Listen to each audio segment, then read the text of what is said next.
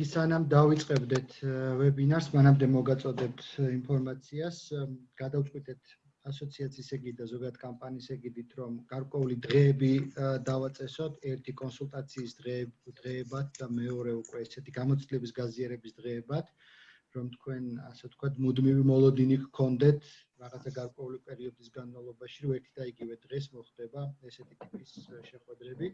Ფიქრობთ, რომ ხუთშაბათობით გავაკეთოთ, ყოველი კვირის ხუთშაბათი იყოს ესეთი გამოცდილების გაზიარების სესია ვებინარის სტილში, სადაც მოწვეული გვეყოლება ამა თუ იმ თემაზე დარგის პროფესიონალი, წამყვანი ექსპერტი, რომელიც გაგვაცდობს არსებულ სიტუაციას, პრაქტიკას, მის პოზიციას. ასევე შესაძლებლობა გექნება დასვათ კითხვები. და მეორე ფორმატი ეს არის კონსულტაციები, სადაც კითხვა-პასუხის რეჟიმში ექსპერტი, ასე ვთქვათ, აზიარებს მის ექსპერტულ პოზიციას და იმ გამოწვევების კვალდაკვალ, რომელიც ყოველდღიურად, ასე ვთქვათ, თვალს იჩენს აი ამ პერიოდში კონკრეტულ თემაზე მოხდება კონსულტაციის რეჟიმში გამოცდილების გაზიარება. ეს ექსპერტი იქნება HR-ის, სხვა დარგის პროფესიონალი, თუ კონკრეტული კომპანიის წარმომადგენელი, რეკრუტინგული advisor თუ სხვა ტიპის, ასე ვთქვათ, საკონსულტაციო ტიპის კომპანიიდან, მათ შორის იურიდიული და ასე შემდეგ. ამაზე ნელ-ნელა, ასე ვთქვათ, დავიწყებთ ინფორმირების სესიებს, მათ შორის ივენთებიც გაგრძელდება, თუმცა და კიდევ გაზიარდება როგორც HRPA-ის, პროფესიონალთა ასოციაციის ოფიციალურ Facebook-ზე, ასევე უკვე ჩვენი კამპანიის ასოციაციის ეგიდით და ჩვენ კოლეგებთან და პარტნიორებთან ერთად მართული კამპანიის ოფიციალურ Facebook გვერდზე. ასევე მინდა გამოვიყენო ეს შესაძლებლობა და კიდევ მოგაწოდოთ ინფორმაცია H4H კამპანიის შესახებ, ანუ Humans for Humans, ადამიანები ადამიანებისთვის, მათთვისაც ჯერ კიდე არ არის დეტალები ცნობილი, მინდა ვისარგებლო ამ შემთხვევით და გაგიზიაროთ. ეს არის კამპანია, რომელიც პრინციპში დაიწყო, ასე ვთქვათ, საინიციატივო ჯგუფის მიერ. ამ კამპანიის უმთავრესი მიზანი და მიმართულებები არის ორი. პირველი და უპირველესი. მაშინ, როდესაც კომპანიები, საწარმოები დგებიან კონკრეტული გამოწვევების წინაშე და დროებით ან მუდმივად იძულებულები არიან შეწყვიტონ ან შეაჩერონ თანამშრომლობა მათ კოლეგებთან, რომელიც რა თქმა უნდა აისახება ამ ადამიანების შემოსავალზე. თუმცა ეს ორგანიზაციები, ეს კომპანიები გამოურჩევიან იმდენად მაღალი კორპორატიული პასუხისმგებლობით, რომ განაგრძობენ ზრუნვას ამ ადამიანების ალტერნატიული დასაქმების შესაძლებლობების მოძიებაზე. ეს იქნება დროებითი, ასე ვთქვათ, დასაქმება თუ მუდმივად კონკრეტულ კომპანიებში გადასვლის ხელშეწყობა. ჩვენ ამ პროცესს დავარქვით people transfer-ი, ანუ ადამიანების ტრანსფერი, გადაყვანა ერთი კომპანიიდან მეორეზე. კამპანიის სწორედ პირველი და უმთავრესი მიზანი არის, რომ შევიმუშაოთ და შევქმნათ ძალიან მობილური, სწრაფი რეაგირების, ასე ვთქვათ, ინსტრუმენტი, რომელიც გააერთიანებს ორივე დაინტერესებულ მხარეს ერთმანეთთან და ძალიან სწრაფად დააკავშირებს ერთმანეთთან, რომ საბოლოო შედეგი და საბოლოო სარგებელი ადამიანების დასაქმების კუთხით დადგეს მალე. გულისხმობ იმას, რომ უამრავი სხვადასხვა ინიციატივებია პარალელურად, ძალიან მისასალმებელი და ძალიან კარგი. ნაწილი კომპანიების მხრიდან, რომელსაც შეუძლია, რომ დაასაქმოს და უმასპინძლოს, ასე ვთქვათ, ადამიანებს და მისცეს დასაქმების შესაძლებლობა, ისევე როგორც კომპანიების მხრიდან, რომელთაც სურთ, რომ დაეხმარონ მათ თანამშრომლებს დროებით ან მუდმივად დასაქმდნენ.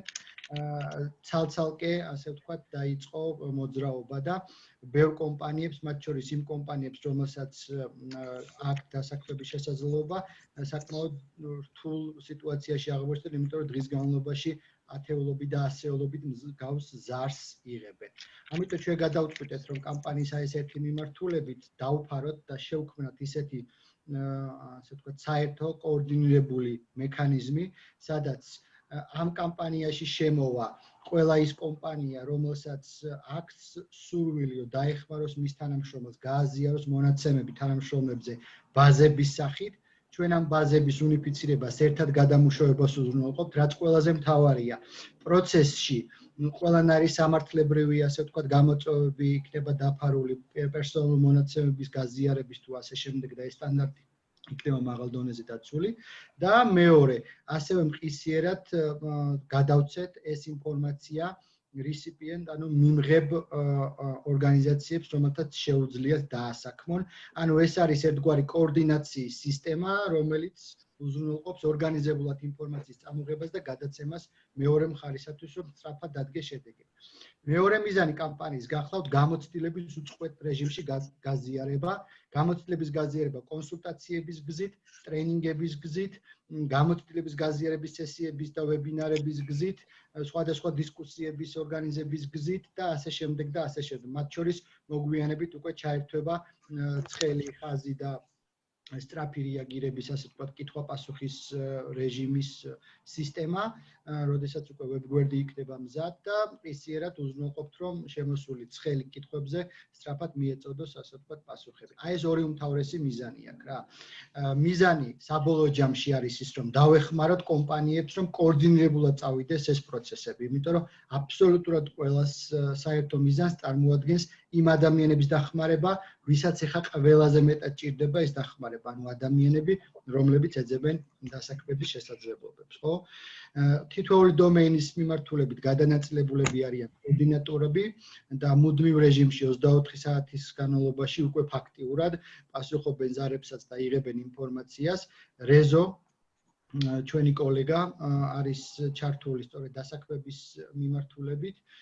სალომე ისევე როგორც მირანდა კომუნიკაციის მიმართულებით, ტრენინგების მიმართულებით, სალომე გამოცდილების გაზიარების ასეთი ვებინარის ტიპის და დისკუსიის ტიპის შეხვედრების ორგანიზების მიმართულებით, თამარი, რომელიც კონსულტაციის მიმართულებებს, ასე ვთქვათ, ამ სისტემას აწყობს, რომ ექსპერტები და ორგანიზაციები, რომლებიც დაინტერესებულები არიან, გააზიარონ თავიანთი ექსპერტიზა და გამოცდილება კონსულტაციების რეჟიმები შემოვიტანოთ უკვე და შევქმნათ როგორც ინდივიდუალური, ასევე ჯგუფური კონსულტაციები ონლაინ სესიების სახით და მთელი ეს სისტემები უკვე ეწყობა, მუშავდება და ნენელა უკვე დაიწყება შემოსვლა, ხო? რაც მისასალმებელია და ძალიან მაგარია, ორგანიზაციების მზაობა უკვე იგრძნობა, განსაკუთრებით მეორე მხარე, ეგრეთ წოდებული რესიპიენტი ორგანიზაციები, ანუ მიმღები ორგანიზაციები. სარგებლობის შემთხვევით და ძალიან მინდა გთხოვოთ ყველა იმ ორგანიზაციის შესახებ, რომელსაც თქვენამდე მოაქვს ინფორმაცია, რომ მას ყავს დასაქმების მსურველი მათი კოლეგები.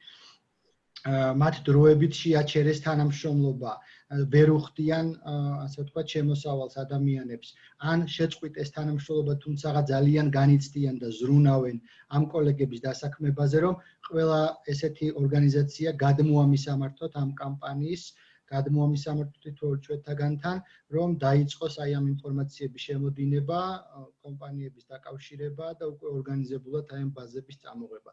ეს არის ძალიან მნიშვნელოვანი. მიუხედავად იმისა, რომ დაფიქსირდა გარკვეულწილად ბულინგის შემთხვევებიც კი ისეთ HR-ების მიმართ და კომპანიების მიმართ, რომელთაც შეაჩერეს ან შეწყვიტეს თანამშრომლობა, ყველას უნდა გვესმოდეს, რომ ყველა კომპანიას რეალურად არ აქვს შესაძლებლობა, რომ უწვრილ რეჟიმში ყველანაირი ფინანსური მდგომარეობის ცვლილებების და პირობების ცვლილებების გარეშე გააგრძელოს თანამშრომლობა ადამიანებთან. მე მინდა გთხოვოთ, რომ პირიქით წავახალისოთ ადამიანები, ჩვენი კოლეგა HR-ები და ის კომპანიები, რომლებსაც უნდა დაიღოთ პასუხისმგებლობა ზრუნვაზე თავისი თანამშრომლების ალტერნატიული დასაქმების მოძიების და პირიქით წავახალისოთ, რომ გამოუშვან ესეთი ინფორმაციები, რომ არ დარჩნენ ადამიანების შესაძლებლობებს მიღმა, დასაქმების შესაძლებლობების მიღმა. ეს არის ძალიან მნიშვნელოვანი დღეს, ხო? ეს იყო ძალიან დიდი მადლობა და პრინციპში გადავიდეთ უკვე დღევანდელ თემაზე. დღევანდელი თემა შეეხება ერთ-ერთ ყველაზე მწვავე გამოწვევას პრინციპში ჩვენი კამპანიასთან პირდაპირ კავშირშია. ეს არის ის პროცესები, რომელიც დაიწყო და პრინციპში ვფიქრობ, რომ შეუქცევადი იქნება და რაც უფრო მეტად გასტანს ეს, ასე ვთქვათ, პერიოდი და გამოწვევები, რომლის წინაშე დგებიან კომპანიები ყოველდღიურად. გულისხმობ კრიზისულ სიტუაციებს, ეკონომიკურ ასე ვთქვათ, რყევებს პრინციპში უკვე ვიცით რა მდგომარეობაც არის, სულ უფრო და უფრო აქტუალური გახდება და უკვე არის შრომითი ურთიერთობების სამართლებრივი რეგულირების ასპექტები. ძალიან მნიშვნელოვანია, რომ კარგად გავაცნობიეროთ, რა არის რეალურად ფორს მაჟორი და რისი შესაძლებლობებია ან პირიქით არ არის. ყველაფრის უკაცრავად კიდევ ერთხელ ჟარგონზე და ყველაფრის გაპროება მოკლედ ფორს მაჟორით არ ხდება და ვერ მოხდება ფიზიკურად. ძალიან მნიშვნელოვანია, რომ შრომითი ურთიერთობები ეს იქნება დროებით შეჩერება თანამშრომლობის, ეს იქნება შეწყვეტის პროცესი, როდესაც ეს გარდაუვალია უცილობა და ასე შემდეგ.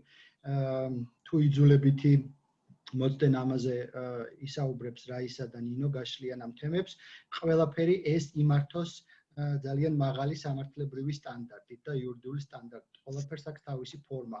გვაქვს ადგილობრივი არსებული კანონმდებლობა, საქართველოს კანონმდებლობა, არსებობს საერთაშორისო ასე ვთქვათ, გამოცდილებები და საერთაშორისო სტანდარტები ამ ყველაფრის. ეს პანდემიური პროცესები გადაივლის, ეს ეკონომიკური კრიზისებიც ნელ-ნელა ასე ვთქვათ დაიწყება გამკლავებისთვის სხვადასხვა გამოსავლების გამონახვა, მაგრამ ის რისი რეალობის წინაშეც ყოველთვის დავდგებით და ვიდგებით, ეს არის ისევ მართოთ მთელი ეს პროცესი, რომ არ დავაზარალოთ ჩვენი კორპორატიული ბრენდი, იმიჯი და ავიღოთ ბოლომდე და სწორად ვატაროთ პასუხისმგებლობა თითოეული ჩვენი თანაგუნდელის წინაშე. ეს არის ძალიან მნიშვნელოვანი. და პროცესები ვმართოთ მაღალ დონეზე და სამართლებრივ, ასე ვთქვათ, სტანდარტებთან და საკანონმდებლო მოთხოვნებთან სრულ შესაბამისობაში. რაისა ლიპარტელიანი მინდა წარმოგიდგინოთ, ჩვენი პირველი სპიკერი. რაისა წარმოადგენს საქართველოს პროფკავშირების გაერთიანებას, ვიცე-პრეზიდენტი გახლავთ პროფკავშირების. რაისა არის, ასე ვთქვათ, ჩემს პრაქტიკაში და ასე ვთქვათ, იმ ექსპერტებთან ურთიერთობაში, ვისთანაც ურთიერთობები ერთ-ერთი წამყვანი დარგის პროფესიონალი შრომითი სამართლებრივი რეგულირების მიმართულებით და რაისას ძალიან ბევრი პრაქტიკები აქვს მანამდეც და უკვე დღევანდელ დღესაც რა ხდება დღევანდელ ვითარებაში პანდემიურ პროცესებთან მიმართებაში და შექმნილ ეკონომიკურ კრიზისთან მიმართებაში და ასევე ნინო ნაჭყებია მინდა წარმოგიდგინოთ მეორე სპიკერი, რომელიც ამჟამად წარმოადგენს ფინანსური ჩართულობის ორგანიზაცია კრისტალს. ის კრისტალში არის HR ომბუდსმენი, ანუ ის იცავს დასაქმებულთა უფლებებს ყოველდღიურად, თუმცა ჯერჯერობით ესეთი რამე დასაცავი ამ კომპანიაში ჯერჯერობით არ არის ამ ხრივ, თუმცა ნინო მინდა ხაზი გაუსვა, რომ ასევე ძალიან მაღალი დონის თავის სფეროში შრომითი ურთიერთობის მიმართულებით არის ასევე წამყვანი ერთ-ერთი ძალიან თვალსაჩინო ექსპერტი და ორივეს მინდა ძალიან დიდი მადლობა გადაგიხადოთ, რომ გამოყავით დრო ჩვენთან ერთად ატარებთ აი ამ საღამოს და აძლევთ ჩვენს ძალიან საყვარელ და მნიშვნელოვან კოლეგებს შესაძლებლობას, რომ გაიზიარონ თქვენი გამოცდილება. რაისას მიმართავ პირველ რიგში, რომ ასე ვთქვათ, დაიწყოს და გავშალოთ თემები, შემდგომ უკვე ნინოც ჩაერთვება. მადლობა. მოგესალმებით ყველას, ისმის ჩემი ხმა? დიახ, რაისა ისმის. და ვიდეო ჩანს თუ უბრალოდ პრობლემები მაქვს ტექნიკური რატომღაც და თუ წესი მე მგონი შეფერხება ვიდეოს მოწოდება შეგიძლია თავარია ხმა მაინც არის, იმიტომ რომ წეგან პირიქით იყო. დიახ. კარგი, მოგესალმებით ყველას. პირველ რიგში მინდა მადლობა გადაუხადო ორგანიზატორებს ამ ვებინარის გამო, იმიტომ რომ მართლაც ეძღვნება ისეთ აქტუალურ თემას, რომელიც ამ პერიოდში განსაკუთრებულ გამოწვევას უკავშირდება. გულისხმობთ ბუნებრივია ამ შრომითი ურთიერთობის საკითხს ამ სიტუაციაში, მით უმეტეს რომ ხედავთ რომ სხვადასხვაგვარი პრაქტიკები განვითარდა ეს პერიოდი, ხშირად სამწუხაროდ კანონმდებლობას აცდენილი, თუმცა რიგ შემთხვევებში ვფიქრობთ რომ შეიძლებოდა რაღაც ორმხრივი მინიმალური ძალისხმევის შედეგად რაღაც ისეთი შეთანხმებები მიგვეღწია, რომელიც არ დააზარალებდა არც ერთ ხარეს და არც კანონმდებლობასთან მოვიდოდა წინააღმდეგობაში. მე თავიდან არ მესმოდა ხმა და ალბათ წარმატგინეთ რომ წარმოადგენ პროფესიული კავშირების გაერთიანებას. ჩვენი ორგანიზაცია ამ დღეებშიც ბუნებრივია უწყვეტად უზრუნველყოფს ძირითად სერვისს, როგორც არის იურიდიული მომსახურება. ონლაინ რეჟიმში თუ სატელეფონო კონსულტაციების გზით და მე ჯერ პირველად მინდა ვთქვა ის ძირითადი საკითხები, რომელიც ამ პერიოდში არის განსაკუთრებით პრობლემური. ძირითადად მომართვიანობა ეხება იმას, რომ გამომდინარე იმ ვირუსიდან განსაკუთრებით შეგვიძლია რაღაც ეს ეტაპი ორად გავყოთ საგანგებო რეჟიმამდე და საგანგებო რეჟიმის შემდგომაც გარკვეული დიფერენცირებული მიდგომებს აქვს ადგილი. ანუ ძირითადი პრობლემები არის ის, რომ თავდაპირველად პირველსავე დღეებში ხდებოდა ისე, რომ რაღაც პერიოდი იყო, როდესაც სახალხო ანაზღაურებების დრო დადგა და მოხდა ისე, რომ ბევრ კომპანიაში ხელფასები დააკლეს, იქიდან გამომდინარე, რომ განსაკუთრებით მომსახურების სფეროში, იმიტომ რომ იკლო მომხმარებლებმა მათი სერვისის, ძალიან ხშირად შემდგომ არის გვაქვს ისეთი სიტუაციები, როდესაც დამსაქმებლები უბრალოდ ყოველგვარი ახსნა განმარტების თუ კომპენსაციების გადახდის გარეშე ადამიანებს უშვებენ სახლში. ზოგჯერ ამას ეძახიან ისინი გათავისუფლებებს, ზოგჯერ შრომითი ურთიერთობის შეჩერებას, ან განსაკუთრებით პრაქტიკა არის ესეთი, როდესაც ესე ვთქვათ, წყალებში უშვებენ ადამიანებს შვებულებებში, ზოგჯერ ეს არის ანაზღაურებად შვებულებას სთავაზობენ, ან არა ანაზღაურებად შვებულებას და უკეთ მრავალგვარი პრაქტიკებია ამასთან დაკავშირებით. ვფიქრობთ, რომ ამ შემთხვევაში, მიუხედავად იმისა, რომ უმეტეს შემთხვევაშიც მომართვიანობა არის ცალსახაარი ხოლმე უფლებების დარღვევა, მეორე მხრივ არ გვაქვს სტანდარტული სიტუაცია იმ თვალსაზრისით, რომ რეალურად შეიძლება ითქვას, რომ ეხლა თანაბრად დაბნეულ მდგომარეობაშია როგორც დამსაქმებელი, ასევე დასაქმებული და ვფიქრობ, აი ეს ნაჭყარევი გადაწყვეტილებები განაპირობებს ხოლმე ხშირად ესეთი ტიპის გადაცდომებს, ვიდრე ის, რომ ვთქვათ, კომპანიებს აქვთ გააზრებული პოლიტიკა, რას გააკეთებენ სამომავლოდ. ამას რეალურად ის სიტუაციაც განაპირობებს, როდესაც ჩვენთვისაც, ყველა ადამიანისთვისაც ძალიან არაპროგნოზირებადია მომავალი, ის ვადები, რომელ ვადების ფარგლებშიც განაგრძელდება ეს მდგომარეობა და ასე შემდეგ. განსაკუთრებით აი საგანგებო მდგომარეობა რაც გამოცხადდა, მას შემდეგ კიდევ უფრო გაძლიერდა ეს მიმართულებები, თქვენ იცით, რომ გუშინ გამოქვეყნდა მთავრობის დადგენილება, ანუ მანამდე კი იყო დეკრეტი, მაგრამ დეკრეტი როგორც ნახავთ, იყო საკმაოდ ზოგადი და ყველა ის საკითხი მე შემდგომ უკვე დააკონკრეტა მთავრობის დადგენილება. ანუ რეალურად ეს პრობლემა კიდევ უფრო იმიტომ გამწვავდა, რომ თქვენ ნახავთ, რომ მთავრობის დადგენილებაში რეალურად უმეტესი საქმიანობის სფეროები, ეკონომიკური სექტორების საქმიანობები შეჩერდა, განსაკუთრებით ისეთი სფეროები მოქმედებს მხოლოდ, რომელიც ძირითადად ბაზისურ სერვისების მიწოდებას უკავშირდება ადამიანებისთვის და გადაწესებულებებში, ასე ცალსახად არაკრძალულია მუშაობა, მაგრამ ყოველ შემთხვევაში არის ისეთი სტანდარტები დადგენილი, რომ ხშირად შეიძლება ბევრმა კომპანიამ, როგორც ეს მოხდა, ვეღარ გააგრძელა პრაქტიკაში საქმიანობა. ანუ გულისხმობთ იმას, მათ ადამიანს არ უნდა აღემატებოდეს თუნდაც სამუშაო სივრცეში მყოფ პირთა ოდენობა და საჯარო სივრცის ქვეშ მოიაზრება ასევე სამუშაო სივრცეები, ასევე ის დისტანციური დაშორებები დასაქმებულებს შორის და ზოგადად უსაფრთხოების სტანდარტების დაცულობა, იმიტომ რომ იქნება ის სადინსპექციო საშუალებებით დამუშავება თვითონ სამუშაო სივრცის თუ პირადი პერსონალური დაცვის საშუალებებით აღჭურვა, როგორც ჩანს, საკმაოდ პრობლემური არის სამუშაო ადგილებზე. ამ შემთხვევაში ძალიან ხშირად გაჟღერდა ხოლმე ფორს-მაჟორებთან დაკავშირებით მითითებები და თითქოს ამაზე მითითება უფრო წაახალისა კომპანიები იმისკენ, რომ თქვათ უხალფასოდ გაეშვათ ადამიანების სახლში და ასე შემდეგ. თუმცა ოდესღაც საუბრობთ დაწესებულებებზე ან დამსაქმებლებზე, მაინც ალბათ უფრო სწორი იქნება დიფერენცირებულად მიუდგეთ, ხო?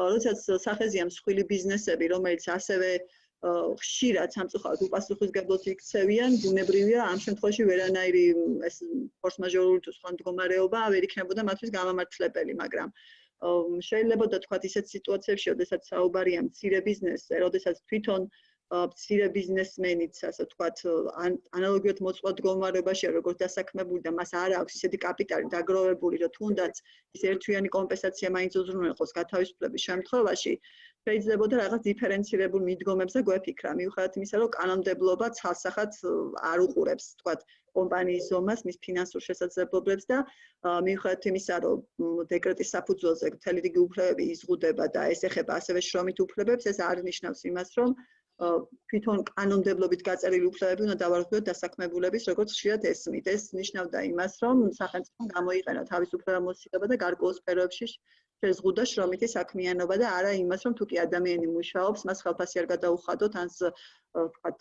იძულებით გაუშვათ შვებულებაში და ასე შემდეგ. ამ ფორს-მაჟორებზე მითითებასთან დაკავშირებითაც ალბათ ვფიქრობ, რომ აქაც ხალხსახად უნდა ესმოდეს მხარეებს ის, რომ ფორს-მაჟორი ცალკე აღებული, მხოლოდ ის, რომ არის საგანგებო მდგომარეობა ან კორონავირუსის გავრცელების მაგალითად არ არის ფორს-მაჟორი ყველა კომპანიისთვის გამომართლებელი, ყველასთვის არ არის ეს ფორს-მაჟორი, ხო? ჩვენ ვიცით, რომ მთელი რიგი სექტორები, განსაკუთრებით იქ პროდუქტების წარმოება იქნება, საკვები, მრეწველობა, იგივე მათი რეალიზაცია, პირიქით იქ დატვირთვები გაიზარდა. შესაბამისად, ხა მათთვის ეს დაუძლეველი ძალა არ არის და არ უნდა ხდებოდეს მათი მხრიდან უფლებების დარღვევა. ნებისმიერ შემთხვევაში ესე ფართოდ აპელირება ამ ფორს-მაჟორულ გარემოებებზე იმთავით არასწორია, იმიტომ რომ თუ კი სადაო გახდება ეს თითოეული საკითხი, კონკრეტული შრომითი დავა იქნება ეს ინდივიდუალური თუ კოლექტიური შრომითი დავა, მოსამართლე აუცილებლად კონკრეტულ შემთხვევებთან მიმართებით შეაფასებს, რამდენად იყო ისეთი ტიპის დაუძლეველი ძალა, რომელიც გამორიცხავდა მაგალითად დამსაქმების მხრიდან ერთი ან ორთვიანი კომპენსაციის გადახდას ან იძულებითი მოცდენის ანაზღაურებას, იმიტომ რომ სტანდარტულ სიტუაციებში კანონმდებლობის მიხედვით თუ დასაქმებულს აქვს ზაობა იმუშაოს, მაგრამ ვერ ახერხებს მუშაობას და ეს არ არის მისი ბრალეულობით გამოწვეული, არამედ დამსაქმებელი ვერ სთავაზობს მას სამუშაოს, ასეთ შემთხვევაში ეს არის იძულებითი მოცდენის მდგომარეობა და თუ კი ორმხრივი ხელშეკრულებით სხვა რამეზე არ არის შეთანხმება მიღწეული, ნიშნავს იმას, რომ სრული ოდენობით უნდა ანაზღაურდეს. შესაბამისად, კონკრეტულ შემთხვევაში თუ კი აღმოჩნდება, რომ ქონდა დაწესებულებას იმის ფინანსური რესურსი, რომ აინაზღაურებია ეს იძულებითი მოცდენა ისევე როგორც მიეცა გათავისუფლების შემთხვევაში ადამიანებს კომპენსაცია, მაგრამ არ შეასრულა ეს ვალდებულებები, ვერანაირი ფორს-მაჟორ ის არ ჩაითვლება ამ შემთხვევაში ფორს-მაჟორა და ბუნებრივია ამ ვალდებულებების ის თავს ვერ აარიდებს. ვფიქრობ ამ შემთხვევაში ძალიან მნიშვნელოვანია რაღაც საერთო ინიციატივები, სადაც მაგალითად სერგომ ისაუბრა და ძალიან მნიშვნელოვანია ეს ინიციატივა, რომელიც გულისხმობს იმას, რომ რაღაცნაირად ჩვენ შევძლოთ გარკვეული პლატფორმების გზით, არ ვიცი, უკვე ვარგოთ ფორმატებზე ვიცი, რომ ნაფიქრი გაქვთ უკვე. ვიფიქროთ იმაზე, რომ იქ რა მოვახერხოთ ისე, რომ აი ეს მოთხოვნა, რომელიც არსებობს შრომის ბაზარზე, იმ სექტორებში, სადაც არ შეჩერებულა მუშაობა, მიმდინარეობს იქ შემთხვევებში, ზოგიერთ სექტორში უფრო მეტი თვა მოიმატა, მეტი სამუშაო ძალა არის საჭირო, მოხდეს რაღაცნაირად იმ ადამიანების დასაქმება, ვინც უსამსახუროდ დარჩნენ. და გარკვეული რესურსები ამასთან დაკავშირებით არსებობს. ჩვენ გვქონდა ესეთი მომართვიანობა რამდენიმე კომპანიისგან, როდესაც ვთხოვეს, რომ შეგვიწყვეთ ხელი, გვაქვს ესეთი ინიციატივა, რომ დავასაქმოთ ის ადამიანები, რომელიც უსამსახურად დარჩენ ამ მდგომარეობიდან გამომდინარე და ვიცი, რომ ესეთი ინიციატივები კიდევ შეიძლება სამომავლოდ გაჩნდეს და ესეთი რესურსი იმისა, რომ ეს ადამიანები, რომელიც უსახუროდ არიან დარჩენილი დასაქმდნენ, ჯერ კიდევ არსებობს ქვეყანაში და შეიძლება მიმართულებით რამის გაკეთება. ასევე ძალიან მნიშვნელოვანია ზოგადად ის, რომ ზოგადად საქართველოში სამწუხაროდ არ გვაქვს ეს ორმხრივი მოლაპარაკებების კულტურა დამსაქმებელსა და დასაქმებულებს შორის და ხშირად ხდება ხოლმე ამ ძალაუფლების, რომელიც არის კონცენტრირებული დამსაქმებლის მხარეს, ხო ეს არის სუბორდინაციული ურთიერთობა, შრომით ურთიერთობა და დამსაქმებელი ყოველთვის ძლიერი მხარეა. როგორი კარგი დამცავი მექანიზმები არ უნდა ქონდეს კანონმდებლობის თუ აღსრულების სახით, მაგრამ ძალიან მნიშვნელოვანია ის, რომ დამსაქმებლებმა კარგად გაიაზრონ, რომ არ არსებობს ისეთი სიტუაცია, რომლისგანაც არ შეიძლება მოინახოს გარკვეული გამოსავალი. შეიძლება ეს იყოს არა თქვათ ორმხრივად საუკეთესო გამოსავალი, მაგრამ რაღაც პოზიციების დაახლოება შეიძლება და ვფიქრობ, რომ ეხლა არის ამის ყველაზე კარგი დრო და იმ კონკრეტულ ინდივიდუალურ შემთხვევაში მიუხედავად იმისა, რომ ჩვენ შეგვიძლია ძალიან ბევრი ზარეცეპტი ვთქვათ, ხო? რაც წერია კანონში, რომ იძულებით მოცდენა უნდა ავანაზღაუროთ, რო არ შეიძლება იძულებითი შვებულება, რო არ შეიძლება ადამიანის ახსნა განმარტების და კომპენსაციის გარეშე გათავისუფლება, ეს ყველა შეუძლია ვნახოთ კანონში.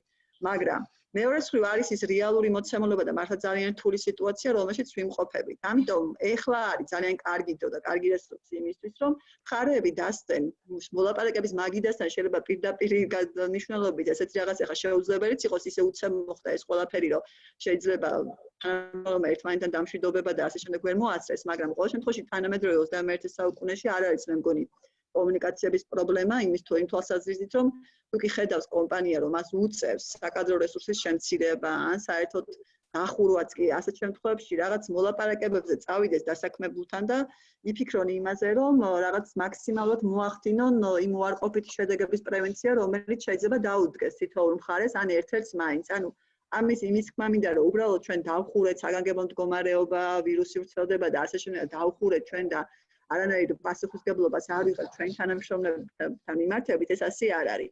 ისევე როგორც ვფიქრობ, არც მე არ ვამბობ, რომ სხვა უნდა გამოიყენოს ეს სიტუაცია, ბოდა დასაქმებულებით ვფიქრობ, თუ კი იქნება შესაბამისი კომუნიკაცია და სწორი კომუნიკაცია თანამშრომლებთან, სათანადო გაგებით მოეკიდებიან ამ სიტუაციას, იმიტომ რომ ეს ისეთი მდგომარეობა, რომლის წინასწარ განსაზღვრას არავის არ შეუეძლო და არც ამომავლო შედეგები შეგვიძლია ჩვენ მაქსიმალური სიზუსტით ვიცოდეთ, რა შეიძლება ამ ყველაფერს მოყვეს.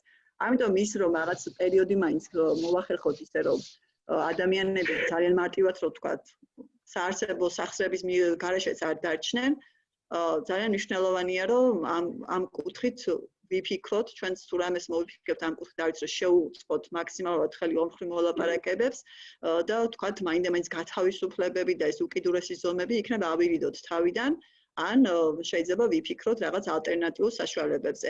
მაგალითად, ჩვენი მომართვიანობიდან გამომდინარე, შემიძლია ვთქვა, რომ ძალიან ბევრ დაწესებულებაში არსებობს ისეთ დაწესებულებები, რომლებიც დაიხურნენ მაგალითად ამ სიტუაციიდან გამომდინარე, არსებობს რესურსი იმისა, რომ ვიფიქროთ სერვისის სხვა მიწოდების სხვა ფორმებზე. იგივე იქნებოდა ის გამოძახების სერვისები, ონლაინ რეჟიმზე მუშაობის გაგრძელება და არა მაინც და მაინც კომპანიის შეიძლება იმ დატვირთვით არა და იმ მოცულობით არა, მაგრამ გარკვეული რესურსები იყო. ვფიქრობ, რომ მაინც დავიბენით ზოგადად საზოგადოება, თუმცა ეხაც არ არის გვიანი, შეიძლება ვიფიქროთ იმაზე, რომ როგორ შეიძლება გავაგრძელოთ ამ პირობებშიც შრომითი საქმიანობას და ზოგადად ცხოვრებაც.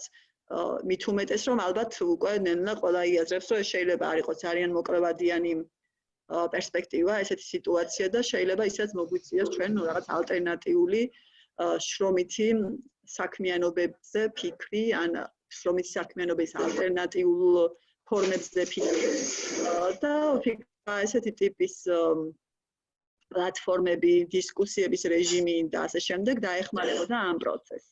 შეგვიძლია აქ ვიფიქროთ და აუცილებელი არის თუ ვიფიქროთ სახელმწიფოს ჩართულობა, სახელმწიფოს ევალება. მე აღარ მოყვები ხალ საერთაშორისო აქტებს და ასე შემდეგ და არ გადავღალოთ და თორსა დავხაჯოთ, მაგრამ სახელმწიფოს ამ სიტუაციებში ზოგადად ევალება, რომ მაქსიმალურად ხელი შეუწყოს შრომითი ურთიერთობის მარტზომიერ განვითარებას და ორმხრივი თუ სამხრივი სახელმწიფოს ჩართულობით დიალოგის განვითარებას ქვეყანაში. იქიდან გამომდინარე, რომ ეხლა არის ზუსტად ის დრო, რომელიც საჭიროებს საერთოდ დაისხმებას და ვერცერთი მხარე, მათ შორის ვერც დამსაქმებლები, რომლებიც არიან უფრო ძლიერი მხარე ამ ურთიერთობებში დასაქმებულები ვერ შეძლებენ, რომ ამ გამოწვევას გაუმკლავდნენ. ვფიქრობდი სხვათა შორის იმაზე, რომ თქვენით რომ დასაქმების სააგენტო არსებობს ქვეყანაში და ალბათ ეს სააგენტო მინიმუმ ის მაინც უნდა უზრუნველყოსოს, ზუსტი სურათი გქონდეს რა ხდება ქვეყანაში, იმიტომ რომ დღეს მდგომარეობით ისიც კი არ ვიცით, რამდენმა ადამიანმა დაკარგა სამსახური. ხო, სხვა ქვეყნებში ახლა ჩვენთვის განსაკუთრებით პრობლემური ეს იმიტომ არის, რომ სხვა ქვეყნებში, მათ შორის არ არის საუდებლო ევროკავშირის რაღაც ძლიერი ეკონომიკის ქვეყნების მაგალითი მოვიყვანოთ. ჩვენ მეზობელ სახელმწიფოებში და როცა ადამიანი უმუშევრად რჩება, ის რაღაც ბაზისური უმუშევრობის შემწეობების სქემა მაინც არსებობს, სოციალური დაცვის მექანიზმები არსებობს, თუ ვალა გადახდის უნარო ხდება საწარმო, აქაც ერთვება სხვა მექანიზმები და ჩვენთან ესეთი არაფერი არ არსებობს და ამიტომ მინიმუმ ის რომ ჩვენ გავზომოთ, რამხელა ეს გამოწვევა, რამდენი ადამიანი დარჩა უმუშევრად და მე ვიფიქროთ გაჟღერდა გარკვეული ინიციატივები რაღაც აუჩერების გაცემასთან დაკავშირებით და ასე შემდეგ, მაგრამ ესე ზეპირად ჩვენ არ გვეცოდინება რაოდენობის ადამიანს ეხება ეს ყველაფერი და რამდენს აქვს ის რეალური საჭიროება იგივე სახელმწიფოს ჩართულობით. ჩვენ ნახეთ ძალიან კარგი მაგალითები ბიზნესის მხრიდან მათ შორის, როდესაც ამა თუ იმ ფონდში თუ სხვა ამ კორონავირუსის წინააღმდეგ მოახმარეს გარკვეული სახსრები და შეიძლება და ამ მიმართულებით ფიქრი, ოღონდ ერთი რომ სახსრების და საერთოდ ძალისხმევის და ურთიერთდახმარებით რაღაც პრობლემასთან პრობლემასთან გამოწვევასთან ბრძოლის რაღაც ღონისძიებების შემუშავება, მაგრამ მეორე სწორი იდენტიფიცირება და ზუსტი იდენტიფიცირება ვის სჭირდება ყველაზე მეტად ასეთი ტიპის დახმარება, იქნება ეს დასაქმებაში დახმარება თუ სხვა ტიპის გასაცემლებით დახმარება, იმიტომ რომ ჩვენ რეალურად ეს სურათიც არ აქვს. არ ვიცით ამ სიტუაციაში რამდენმა ადამიანმა დაკარგა სამსახური, რამდენმა მოახერხა თუ ვერ მოახერხა რაღაც ალტერნატიული დასაქმება და სხვა ტიპის შემოსავლების გაჩენა, ასეთ მოკლევადიან პერიოდში ალბათ ეს არ იქნებოდა მარტივი და არ იქნება ბევრი ადამიანი, ვინც ეს შეძლო. ან იგივე ამ რეჟიმების შედეგად რამდენი ჩება უხელფასოდ. ხო, ეხლა ჩვენ ვამბობთ იმ პრობლემებზე, რომელიც წარმოიშვა შრომით ურთიერთობებში, მაგრამ სამწუხაროდ არა ბევრი, მაგრამ არსებობენ კომპანიები, რომელიც ამ პერიოდს შეიძლება არ მუშაობდნენ ადამიანები ფიზიკურად და დისტანციურ რეჟიმში მათი მუშაობა ვერ მოხერხდა.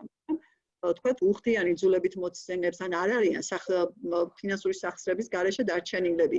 ძალიან მნიშვნელოვანი ამ ადამიანების ზოგადად მატერიალური შესაძლებლობების შეფასებაც ხო შეიძლება ადამიანი დღეს კი არის უმუშევარი, მაგრამ მას არაფერი აჭირს საამისო თავისი შესაძლებლობიდან გამომდინარე, რომ თქვათ სახელმწიფომ კომუნალური გადასახადები უხადოს თუნდაც, ხო?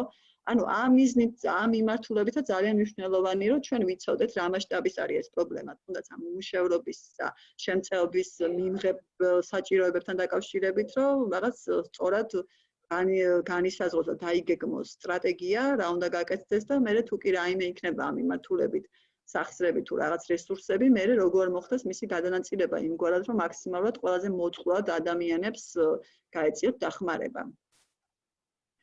რა ვიცი, ძალიან ბევრი არ მინდა რომ ვისაუბროთ, თუ კი ამ რაღაც კითხვები არსებობს, რომ დროც მოგრჩეს ჩვენ, იმიტომ რომ ჩვენ ვიცით, რომ აქ ძალიან ბევრი ადამიანი მონაწილეობს ვებინარში და ალბათ ძალიან ბევრი მათგანს კონკრეტულად აუდგას კამპანიაში. შენი მიმოხილვა. მე რამოდენიმე ვფიქრობ საინტერესო ჩანიშნა გავაკეთე, რომელზეც მოგვიანებით მოგიბრუნდები. ისევ როგორც ჩვენს კოლეგებს ვთხოვ, იმ შემთხვევაში თუ აქ კითხვები და დარწმუნებული ვარ არის ასეთი, გამოიყენონ ჩათი და დასვან აქ კითხვები, რომ მე უკვე თემატურად გავუყვეთ და თანმიმდევრულად დავსვათ, წავიკითხოთ თქვენი კითხვები. სალომეს ვთხოვ მე უკვე რომ ჩაერთოს და დაგვეხმაროს კითხვების ნაწილში. ნინოს ვთხოვ ნაჭყებიას, ჩვენს კოლეგას, ასევე შემოგვიერთდეს და თავისი მიმოხილვა გააკეთოს და თავის პოზიციას გაგვაცნოს.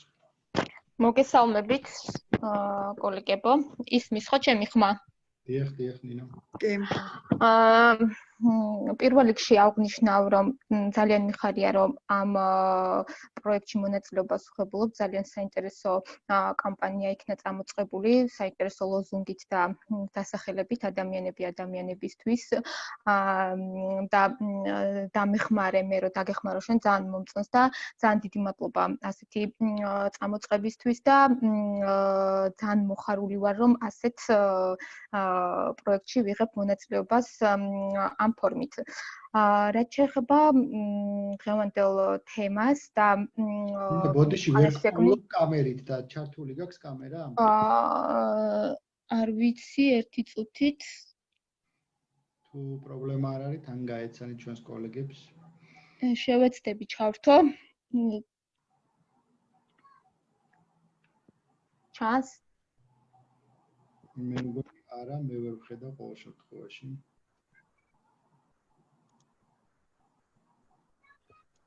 კი ბატონო. გამოვჩდი? გამოვჩდი. ესე იგი შევძელი, ცოტა ტექნიკური პრობლემა მქონდა მეც და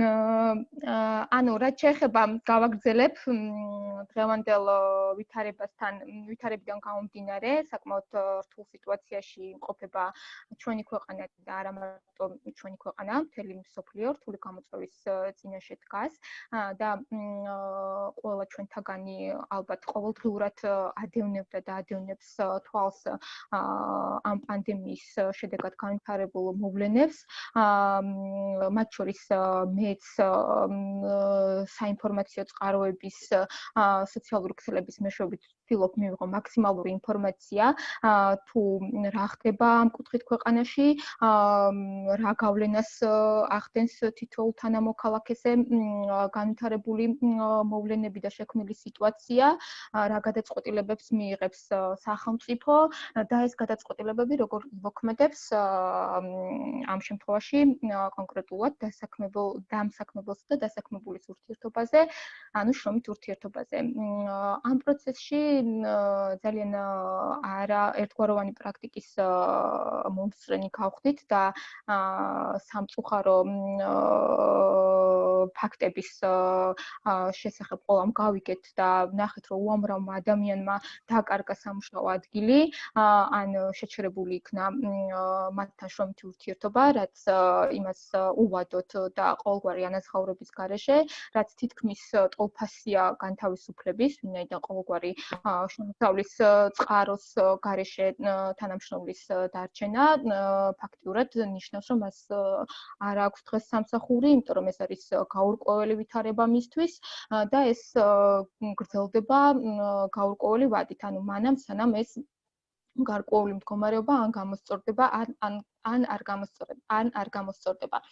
ამ შემთხვევაში რამდენად სწორი იყო ეს ქმედებები, რაც მოხდა თითოეული დამსაქმებლის მხრიდან და როგორ უნდა მოქცეულიყვნენ ამ შემთხვევაში დამსაქმებლები, რა თქმა უნდა, განვითარებული მოვლენებიდან შეგვიძლია შევაფასოთ, რამდენად იყო ეს შესაბამისობაში კანონთან და რამდენად დაირღვა უფლებები და შეგვიძლია ვიმსჯელოთ იმაზე, თუ რა უნდა გაეკეთებინა ამ შემთხვევაში დამსაქმებელს, ისე რომ ეს პროცესი ყოფილიყო უმტკივნეულო და არ შელახულიყო თანამშრომლის უფლებები.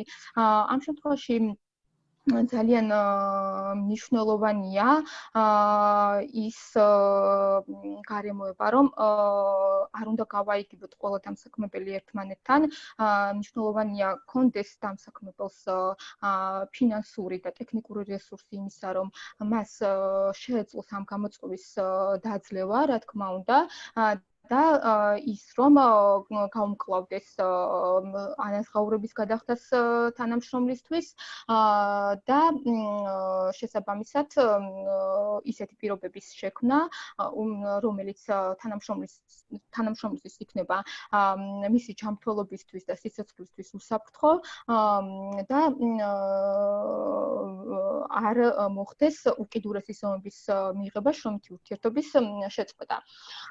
რაც ეხება ამ მოვლენებიდან გამომდინარე, ჩემი შეფასება შეიძლება იყოს ისეთი, რომ რიგ შემთხვევებში სანამ საგანგებო მდგომარეობა გამოცხადდებოდა, დამსაქმებლები საკმაოდ უხეშ დარღვევდნენ თანამშრომლის უფლებებს, რა ინფორმაციებიც მე გამაჩნია.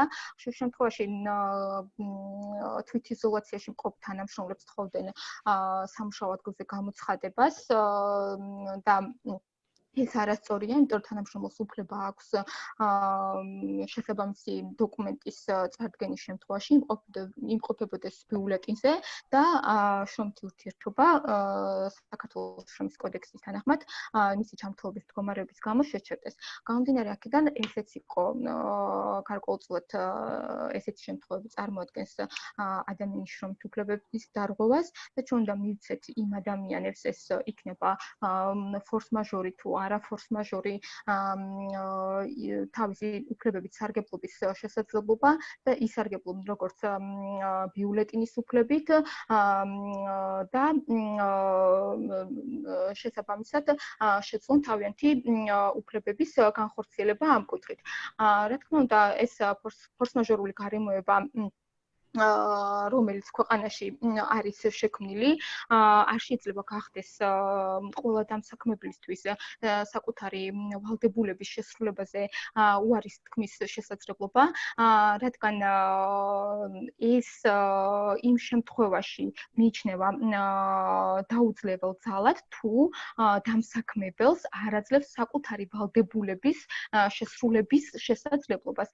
რა თქმა უნდა, ასეთ შემთხვევაში ის გადაწყვეტილებები, რაც თანამშრომლების მიმართ მოხდა ფაქტიურად ძალიან უმოკლეს ვადაში, არც კი იყოს გამოცხადებული საგანგებო მდგომარეობა სახელმწიფოს მხრიდან. გარკვეული რეკომენდაციები იყო გაცემული თვითიზოლაციის შესახებ, როდესაც უკვე ჩვენთვის გახდა ცნობილი, რომ არაერთმა დამსაქმებელმა გაუშვა თანამშრომელი სახლში, ბრჭყალებში, ანუ შეწყვეტა მასთან შრომითი ურთიერთობა, რაც იმას ნიშნავს, რომ მისი მხრიდან მოხდა ფაქტიურად გაუაზრებელი პანიკური გადაწყვეტილება და იმ კონკრეტულ მოცემულ მომენტში ვერ მოხერხდებოდა იმის გაანალიზება მისი მხრიდან ამ ფორს-მაჟორულმა გარემოებამ, ანუ ამ ვითარებამ ქვეყანაში შექმნილმა გარემოებამ კონკრეტულად რა ვალდებულების შესრულების შეუძლებლობა წარმოშვა. გამომდინარე აქედან ეს გადაწყვეტილებები ვფიქრობ, რომ იყო პანიკური ხასიათის და შეილახა ჩვენი მოქალაქეების უფლებები ამ გადაწყვეტილებებით და ვფიქრობ, რომ მომავალში ეს იქნება საუკეთესო გამოცდილება ამ ვითარებაში, როგორ უნდა იმოქმედოს დამსაქმებელმა ასეთი გარემოებების დადგომის შემთხვევაში. ანუ პირველ რიგში უნდა მოხდეს საკუთარი ფინანსური რესურსის, ტექნიკური რესურსის შეფასება და პირველ რიგში დამსაქმებელი უნდა ზრუნავდეს არა შრომითი ურთიერთობის შეწყვეტაზე, არამედ პირიქით უნდა ზრუნავდეს იმაზე, რომ მოძებნოს ალტერნატიული შესაძლებლობა და მოერგოს შეცვლილ გარემოებებს, რამდენადაც ეს შესაძლებელია. ყველა დამსაქმებელს და ყველა ბიზნესს ამას ვერ მოვთხოვთ. ახლა არის ისეთი ბიზნესის სახეები, რომლებიც ყოველდღიურ შემოსავალზე არიან დამოკიდებული და მათ არ გააჩნიათ კაპიტალი, მაგრამ ისეთ ორგანიზაციებს, რომელსაც გააჩნიათ გარკვეული კაპიტალი, პირველ რიგში უნდა ცდილობდნენ რომ მოერგონ ახალ გარემოებებს და შეცვალონ ხელშეკრულების პირობები და მოარგონ შეცვლილ გარემოებებს, რაშიც ვგულისხმობ იმას, რომ მაგალითად, როდესაც ერთ-ერთი რეკომენდაცია იყო, რომ რაც შეიძლება დისტანციურ მუშაობაზე გადასულიყვნენ კომპანიები, ამ შემთხვევაში კომპანიებს მათ თუ ეს იძლევა თანამშრომლის სამუშაოს სახის საშუალებას მაქსიმალურად შეძლონ და მიიღონ ყველა ის ზომა, საჭირო ზომა, რაც საჭიროა თანამშრომელმა განახორციელოს დისტანციური მუშაობისათვის.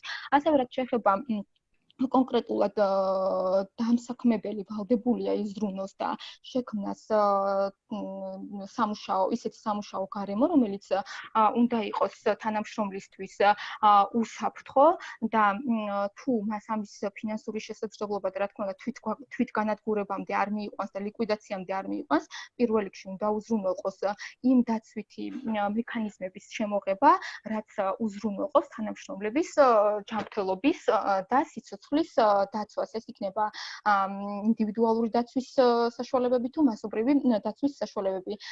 გამომდინარე აქედან პირველ რიგში დამსაქმებლის ქმედება, როდესაც ესეთი გარემოებები იქნება სიტუაციაში, მიმართული უნდა იყოს არა შრომითი ურთიერთობის შეწყვეტისაკენ, არამედ პირიქით იმ გარემოებების მორგებისაკენ, რაც რა თქმა უნდა ხელს შეუწყობს თანამშრომლებთან მისი ბიზნესის განვითარებასაც და შესაძლებლობას მისცემს თანამშრომლებს გააგრძელონ შეცვლილი გარემოებებში მუშაობა.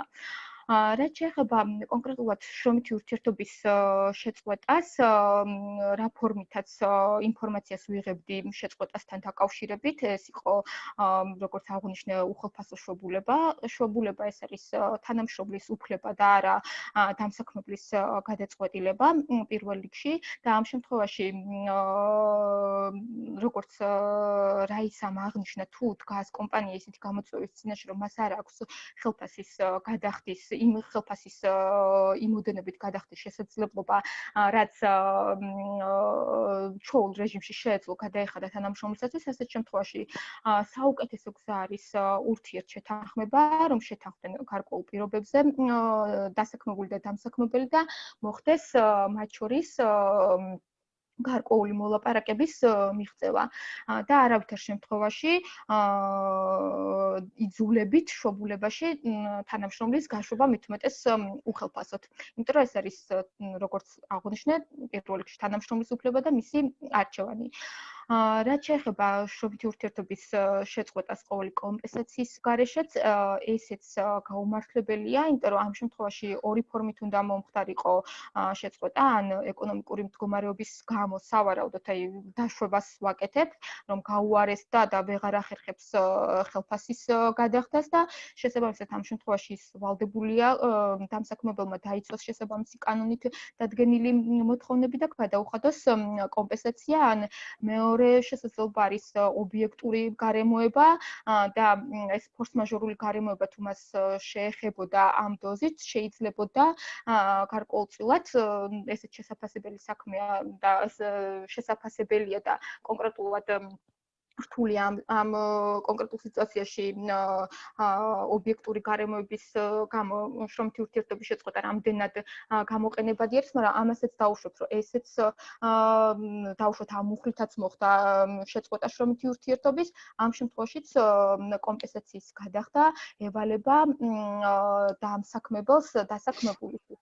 ამიტომ რა ვითარებაშიც მოხდა ამ ურთიერთობების შეწყვეტა, ვფიქრობ, რომ იყო დასაქმებულების შრომითი უფლებების შელახვა და უმჯობესი იქნებოდა სხვაგვარად მომხდარიყო ეს ყველაფერი, არ ყოფილიყო გარკვეულწილად ასეთი პანიკური გადაწყვეტილებების მიღება და მიმართული ყოფილიყო ორივე მხარის ინტერესების გათვალისწინებით. რა თქმა უნდა, მინდა შევეხო იმ საკითხსაც, რომ ასეთ სიტუაციაში არც დასაქმებულის მხრიდან არ უნდა მოხდეს მისი უფლებების ბოროტად გამოყენება და იმის აპელირება, რომ მას ამის უფლება აქვს შრომის კოდექსით და ასე შემდეგ, ვინაიდან როგორც აღვნიშნეთ, რომ ეს არის ისეთი გარემოება, რომ შესაძლებელია გავლენა იქონიოს კომპანიის ფინანსურ მდგომარეობაზე და ამ სიტუაციაში არ უნდა იყოს გარკვეული უფლებების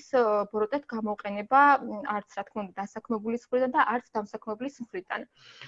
ის იყო სულ რაც მინდოდა მეთქვა და კიდევ ერთხელ მიხარია, რომ ასეთი პროექტი არსებობს და ვიმედოვნებ, რომ ამ პროექტის მეშვეობით იმ პრობლემებს დავძლებთ დასაქმების სფეროში, რაც ახლა წარმოიშვა და შევძლებთ დავეხმაროთ, შეძლებთ და ერთად შევძლებთ დავეხმაროთ თანამშრომლებს, ჩვენს მოქალაქეებს იპოვონ შესაბამისი ალტერნატიული დასაქმების შესაძლებლობა და თუ ჩემს ირგვლივ მეგობრებში და ასე შემდეგ სანაცნობო წრებში გახდება ცნობილი აღნიშნული თაობაზე, შევეცდები, რომ მოგაწოდოთ მათ შესახებ ინფორმაცია და გაგიზიაროთ მათი მონაცემები, რა თქმა უნდა, მათივე თანხმობით, რათა შეუწყოთ ხელი ამ ბაზის შექმნას, რაც სერგოშენ ახსენე და შესაბამისად შემდგომ ამ ადამიანებისთვის შესაბამისი სამსახურის მოძებნა ყოველ შემთხვევაში ამ კუთხით მათთვის დახმარება. ძალიან დიდი მადლობა ნინო, დიდი მადლობა, ძალიან მნიშვნელოვანი გამოხმაურება შენი მხრიდან ამ კამპანიის მხარდაჭერასთან დაკავშირებით. თითოეულ კოლეგას კიდევ ერთხელ მოვუწოდებ, რომ აქტიურად ჩაერთოს კამპანიაში, გააზიაროს ინფორმაცია და მოხდეს მაქსიმალურად გადამომისამართება ყველა დაინტერესებული მხარის ამ კამპანიის მეშვეობებთან და შესაბამის საკონტაქტო პირებთან. ძალიან მნიშვნელოვანი გამჭოლი, ასე ვთქვათ, გამჭოლ ხაზად გასდევდა ორივე ჩვენი გამომსვლელის მოხსენებაში ის, რომ ყველა კომპანია არ შეიძლება განვიხილოთ, ასე ვთქვათ, ერთნაირად. არიან კომპანიები, რომლებსაც რეალურად არ აქვს შესაძლებლობა შეინარჩუნონ უცვლელად და შეუნარჩუნონ ის პირობები უცვლელად მათ თანამშრომლებთან, რომელიც ჰქონდათ აი ამ პანდემიური თუ ეკონომიკური კრიზისთან დაკავშირებული პროცესების დაწყებამდე. სხვადასხვა გარემოების გამო კომპანიის ასე ვთქვათ არსებობის ხანგრძლივობა, იგივე საშუალებები, სხვადასხვა ფინანსური, ტექნიკური თუ ასე შემდეგ, ბიზნეს მოდელი, რომელიც მათ შორის შეიძლება მიბმული იყოს ყოველდღიურ შემოსავლებთან, ყოველდღიურ ხარჯებთან და ყოველდღიურ ბრუნვებთან და ასე შემდეგ. სხვადასხვა მიზეზები შეიძლება მოკლედ არსებობდეს, როდესაც კომპანიას რეალურად არ შეუძლია, ასე ვთქვათ, პირობების უცვლელად იგივე პირობების გაგრძელება თანამშრომლებთან. აქვე აღსანიშნავია ძალიან ბევრი კომპანია, რომელიც არა მხოლოდ მაღალი პასუხისმგებლობის ფარგლებში, კორპორატული პასუხისმგებლობის ფარგლებში ინარჩუნებს უცვლელად მდგომარეობას თანამშრომლებთან, არამედ ეს მის ყოველდღიურ, ასე ვთქვათ, ვალდებულების ნაწილად განიხილავს ამას, რომ ერთის მხრივ მათ სიცოცხლესა და ჯანმრთელობის დაცვაზე და შესაბამისი, ასე ვთქვათ, შიდა უსაფრთხოების სისტემების ჩამოყალიბებაზე გადაიტანოს მთელი რიგი აქცენტები, ისევე როგორც ჩართულობას, მოტივაციას და აი ამ სირთულეების პირობებში თანამშრომლებზე რომ ეს თქვა დამატებით არ გადავიდეს, ასე თქვა და კიდევ უფრო სტრესულ გარემოში არ აღმოჩნდნენ და კიდევ უფრო მეტად არ დამძიმდეს მათი ფსიქოლოგიური თუ სხვა ტიპის მდგომარეობა, ისინი ინარჩუნებენ მანამ სანამ შეძლებენ, ასე თქვა პირობებს უცვლელად და ეს არის ძალიან მისასალმებელი. კიდევ ერთხელ მინდა გავამეორდე, რომ კომპანიები, რომლებიც აჩერებენ თანამშრომლობას კონკრეტული ფორმით, ამას აქვს თავისი ფორმა და ამაზე ისაუბრეს სპიკერებმა, ისევე როგორც შეწყვეტასაც აქვს თავისი ფორმა და ყველაფერს ვერ გავამართლებთ ფორს მაჟორით და ეგრეთ წოდებული ფორს მაჟორით, რაც არ უნდა დეკრეტიც სრული საკანონმდებლო სტანდარტის დაცვით იყოს მიღებული და გამოცემული პრეზიდენტის მიერ და შემდგომ უკვე პარლამენტის მიერ და ასე შემდეგ.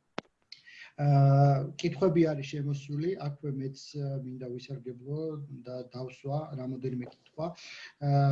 რამოდენიმეჯერ გაიჟღერა მხარეთა შორის შეთანხმება, მორფულმა შეთანხმება და ასევე რაისა მახსენა თავის ნაწილში მოხსენების, რომ მიუხედავად იმისა, რომ არ არის დღესდღეობით ფლად შექმნილი პირობები, რომ წერილობით მოხდეს ამ ფორმით, ასე ვთქვათ, აი შეთანხმება სხვადასხვა ტექნიკური საშუალებები დღევანდელ 21 საუკუნეში ცივილურ სამყაროში შეიძლება მოიძიოს სხვა საშუალებებიც.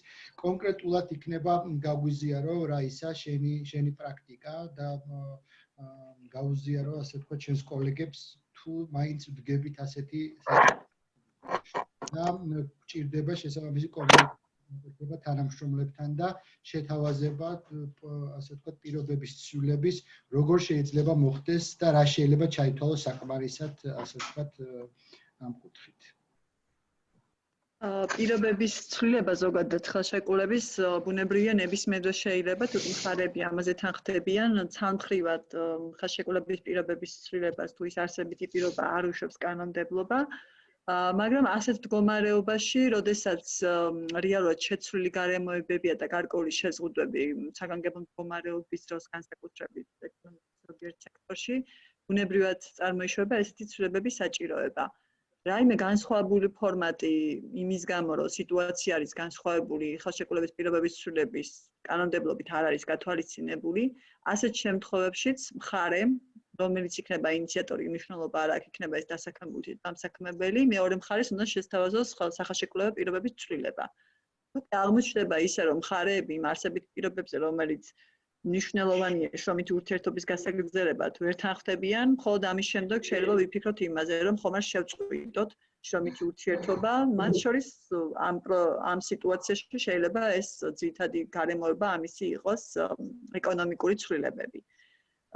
დანარჩენი თუ კი ასეთი საჭიროების წინაშე დავდექით, ასევე საკმაოდ დეტალურად არის კანონით გაწერილი, რომელიც გულისხმობს არა პირდაპირ შეწყვეტას შრომითი ურთიერთობის, არამედ ერთი თვით ადრე ან 3 კალენდარული დღით ადრე გაფრთხილებას, ერთი თვის ან 2 თვის კომპენსაციის გადახდის. მაშინ წვდომა არ არის თქვა გარკვეულ ტექნიკურ საშუალებებთან, მათ შორის ვერ ხდება რა წერილობით გაფორმება. შესაძლოა გართულებს რომ თავი ავარიდოთ რამდენად შეიძლება ჩაითვალოს ესეთი Skype სესიით გაკეთებული კომუნიკაცია და შეთავაზება ახალი პირობების ან ცვლილება არსებულ პირობებში ან თქვა ტელეფონის საშუალებით რამდენად თქვენი პრაქტიკიდან გამომდინარე ესეთი ელექტრონული საშუალებებით კომუნიკაცია და ორ მხარეს შორის საუბარი შეიძლება ჩაითვალოს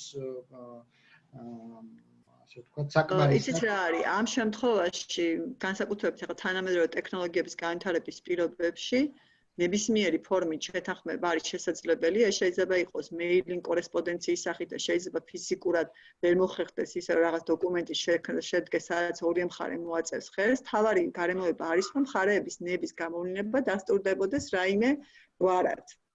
შესაბამისად, არავინ არ უზღუდავს მხარეებს, რომ ეს კორესპონდენცია და კომუნიკაცია აწარმოონ მეილის საშუალებით, სხვა მიმოწერის საშუალებით, თავარია რომ ეს რასაც შეთანხმდებიან იყოს მათი რეალური ნების გამოხატულება, არ იყოს თავსმოხვეული, იძულებითი, სხვა შემთხვევაში მხოლოდ იმით თავის გამართლება, რომ ფიზიკურად ვერ შეხვდებოდი ჩემ დასაქმებულს იმ ხელშეკრულებას ვერ მოაწერინებდი ხელს, რა თქმა უნდა, ამ შემთხვევაში არ არის ადეკვატური განმარტება. ბუნებრივია ნებისმიერი საშუალება, რომელიც არსებობს, შეიძლება გამოვიყენოთ მხარეებმა კომუნიკაციისთვის და მათ შორის სხვადასხვა სახელშეკრულებო პირობების გადახედვისთვის. ზოგადად კანონმდებლობით ზეპირი ხელშეკრულებაც არის დაშვებული პირველი 3 თვე, შემდეგ სავალდებულოა წერილობითი ფორმა. შესაბამისად არ არის შეზღუდვა, რომ მაინდა-მაინც აუცილებლად წერილობით უნდა იყოს, თუ კი უკვე არსებობს წერილობით ხელშეკრულება, ბუნებრივია, მნიშვნელოვანია, რომ იმავე ფორმით გახორციელდეს მაშინ ცვლილება, მაგრამ წერილობითი ფორმის სტანდარტს თავისუფლად აკმაყოფილებს იგივე მეილით მიმოწერა. დიდი მადლობა. ასევე პრაქტიკებში გამოჩნდა, რომ ხშირ შემთხვევაში არ ქმევენ უფასო შვებულებებში გაშვებას და შენ ახსენე, რომ ეს არ შეიძლება ჩაითვალოს უფასო შვებულებებად. ნინომაც თავის მოხსენებაში აღნიშნა, რომ უფასო შვებულებაში და მით უმეტეს იძულებით გაშვება ან დამსაქმების ინიციატივით გაშვება გამორიცხულია, იმიტომ რომ შვებულება ეს არის დასაქმებულის უფლება, როდის გამოიყენებს და შესაბამისად შეიძლება შეითვალოს. დიახ.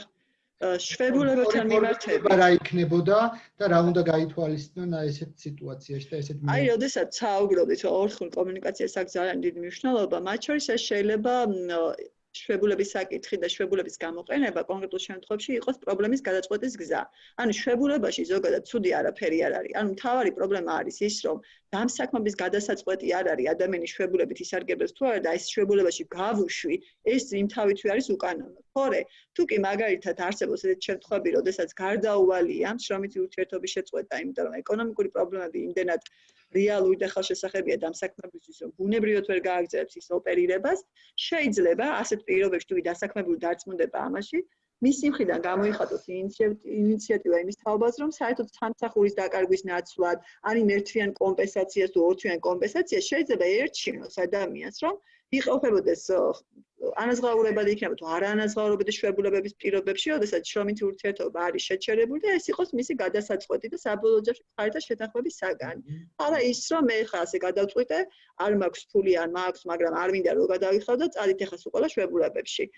ანუ ეს ფორმა არ არის სწორი და მხარის სამხრივი გადაწყვეტილება და დამსაქმების გადაწყვეტილება ამის თაობაზე, თორემ ზოგადად შვებულებების გამოყენება შეიძლება იყოს გამოსავალი. მაგალითად, მქონია ესეთი შემთხვევები, როდესაც კომპანიაში ვერ ხერხდება დისტანციური რეჟიმი, დამსაქმებელი იცავს იმ უსაფრთხოების სტანდარტსაც, იმ დისტანციას დასაქმებულებს შორის, მაგრამ ადამიანები ხო ინდივიდები არიან და ინდივიდუალური დამოკიდებულება აქვს საკითხების მიმართ. ზოგ ადამიანს ეშინია მაინც, მიუხედავად ამისა, რომ შეიძლება უსაფრთხოების სტანდარტის დაცული იყოს ეს ისე ეშინია, რომ სამსახურში იაროს, იმიტომ რომ არ შეხვდეს ეს კორონავირუსი. ხო, ამიტომ შეუძლია მან მიიღოს გადაწყვეტილება და ისარგებლოს შვებულებით.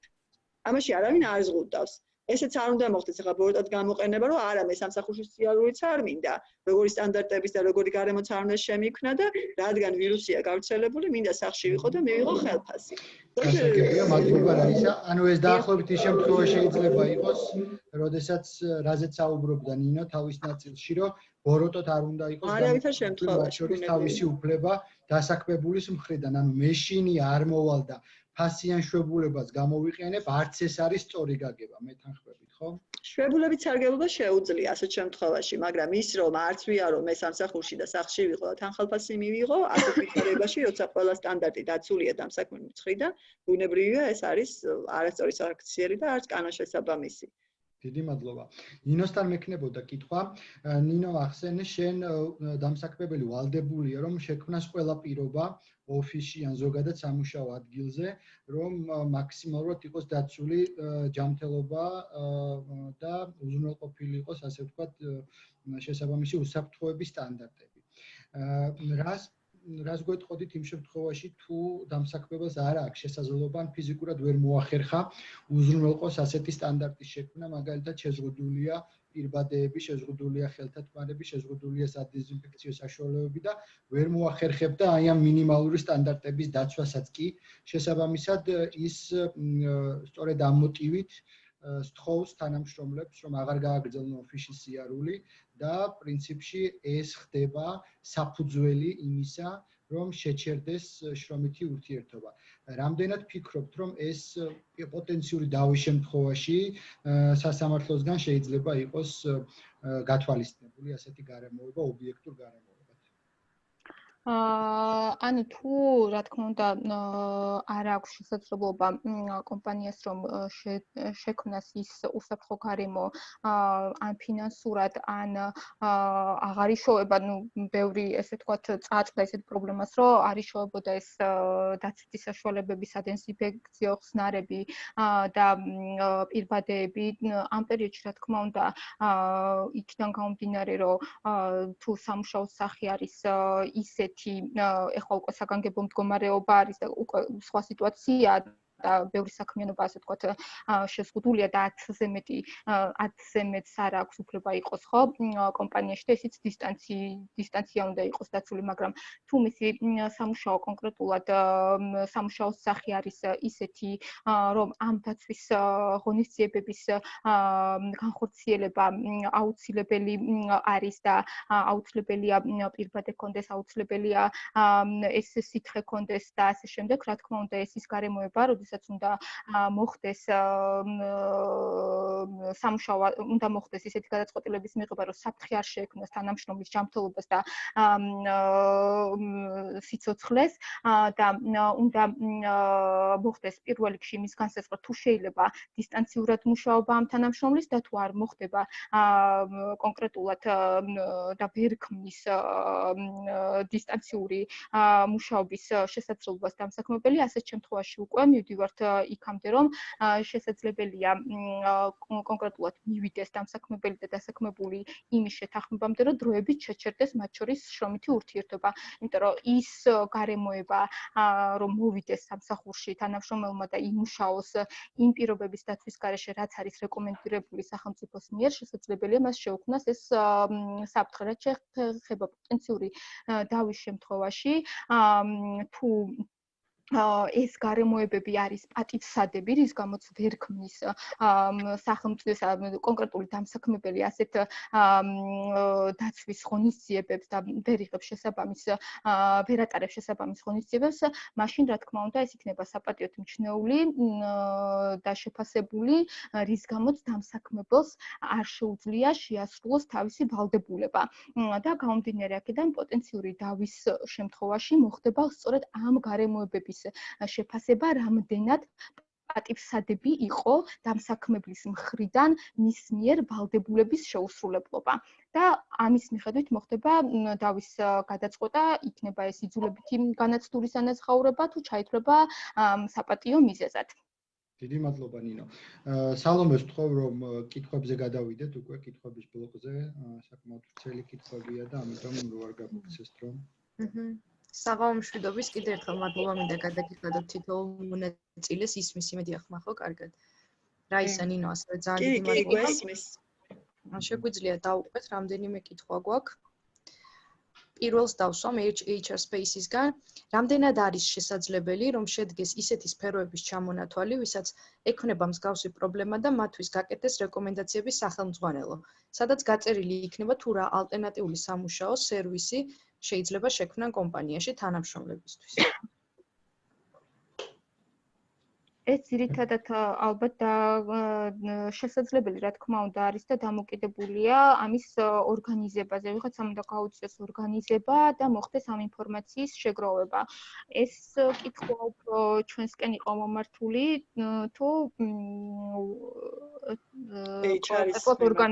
HR-ის მიმართ, ანუ რეკომენდაციებიც რა თქმა უნდა ჩვენ მივიღებთ მონაწილეობას კონკრეტული სფეროებიდან თუ იგულისხმობდა აქ სამართლებრივი რეკომენდაციები რა თქმა უნდა მე მზად ვარ რომ მონაწილეობა მივიღო ამაში და მე მგონი უფრო თქვენი მისამართით ხო არ იყო რომ ელოდებიან რომ რაღაც guidelines გამომზადებ წევრებს. ინას ვთხოვთ და კონკრეტოს მაშინ რას გულისხმობთ? ზოგადად დოკუმენტის მომზადებას წინ არაფერი არ უდგას, მაგრამ სპეციფიკაციები. კი, დავაკონკრეტებ უფრო ხო, ანუ HR-ის მხარეს იყო, რადგან ამაზე საუბარი იყო, წამოვიდა ეს აზრი და პროფესიონალთა ასოციაცია. კი, ჩვენთან.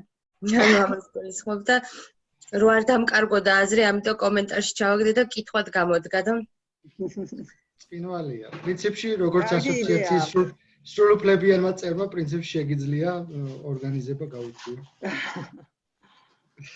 კარგი, შემდგომ კითხვაზე გადავიდეთ. ნინასგან გვაქვს შემდეგი კითხვა.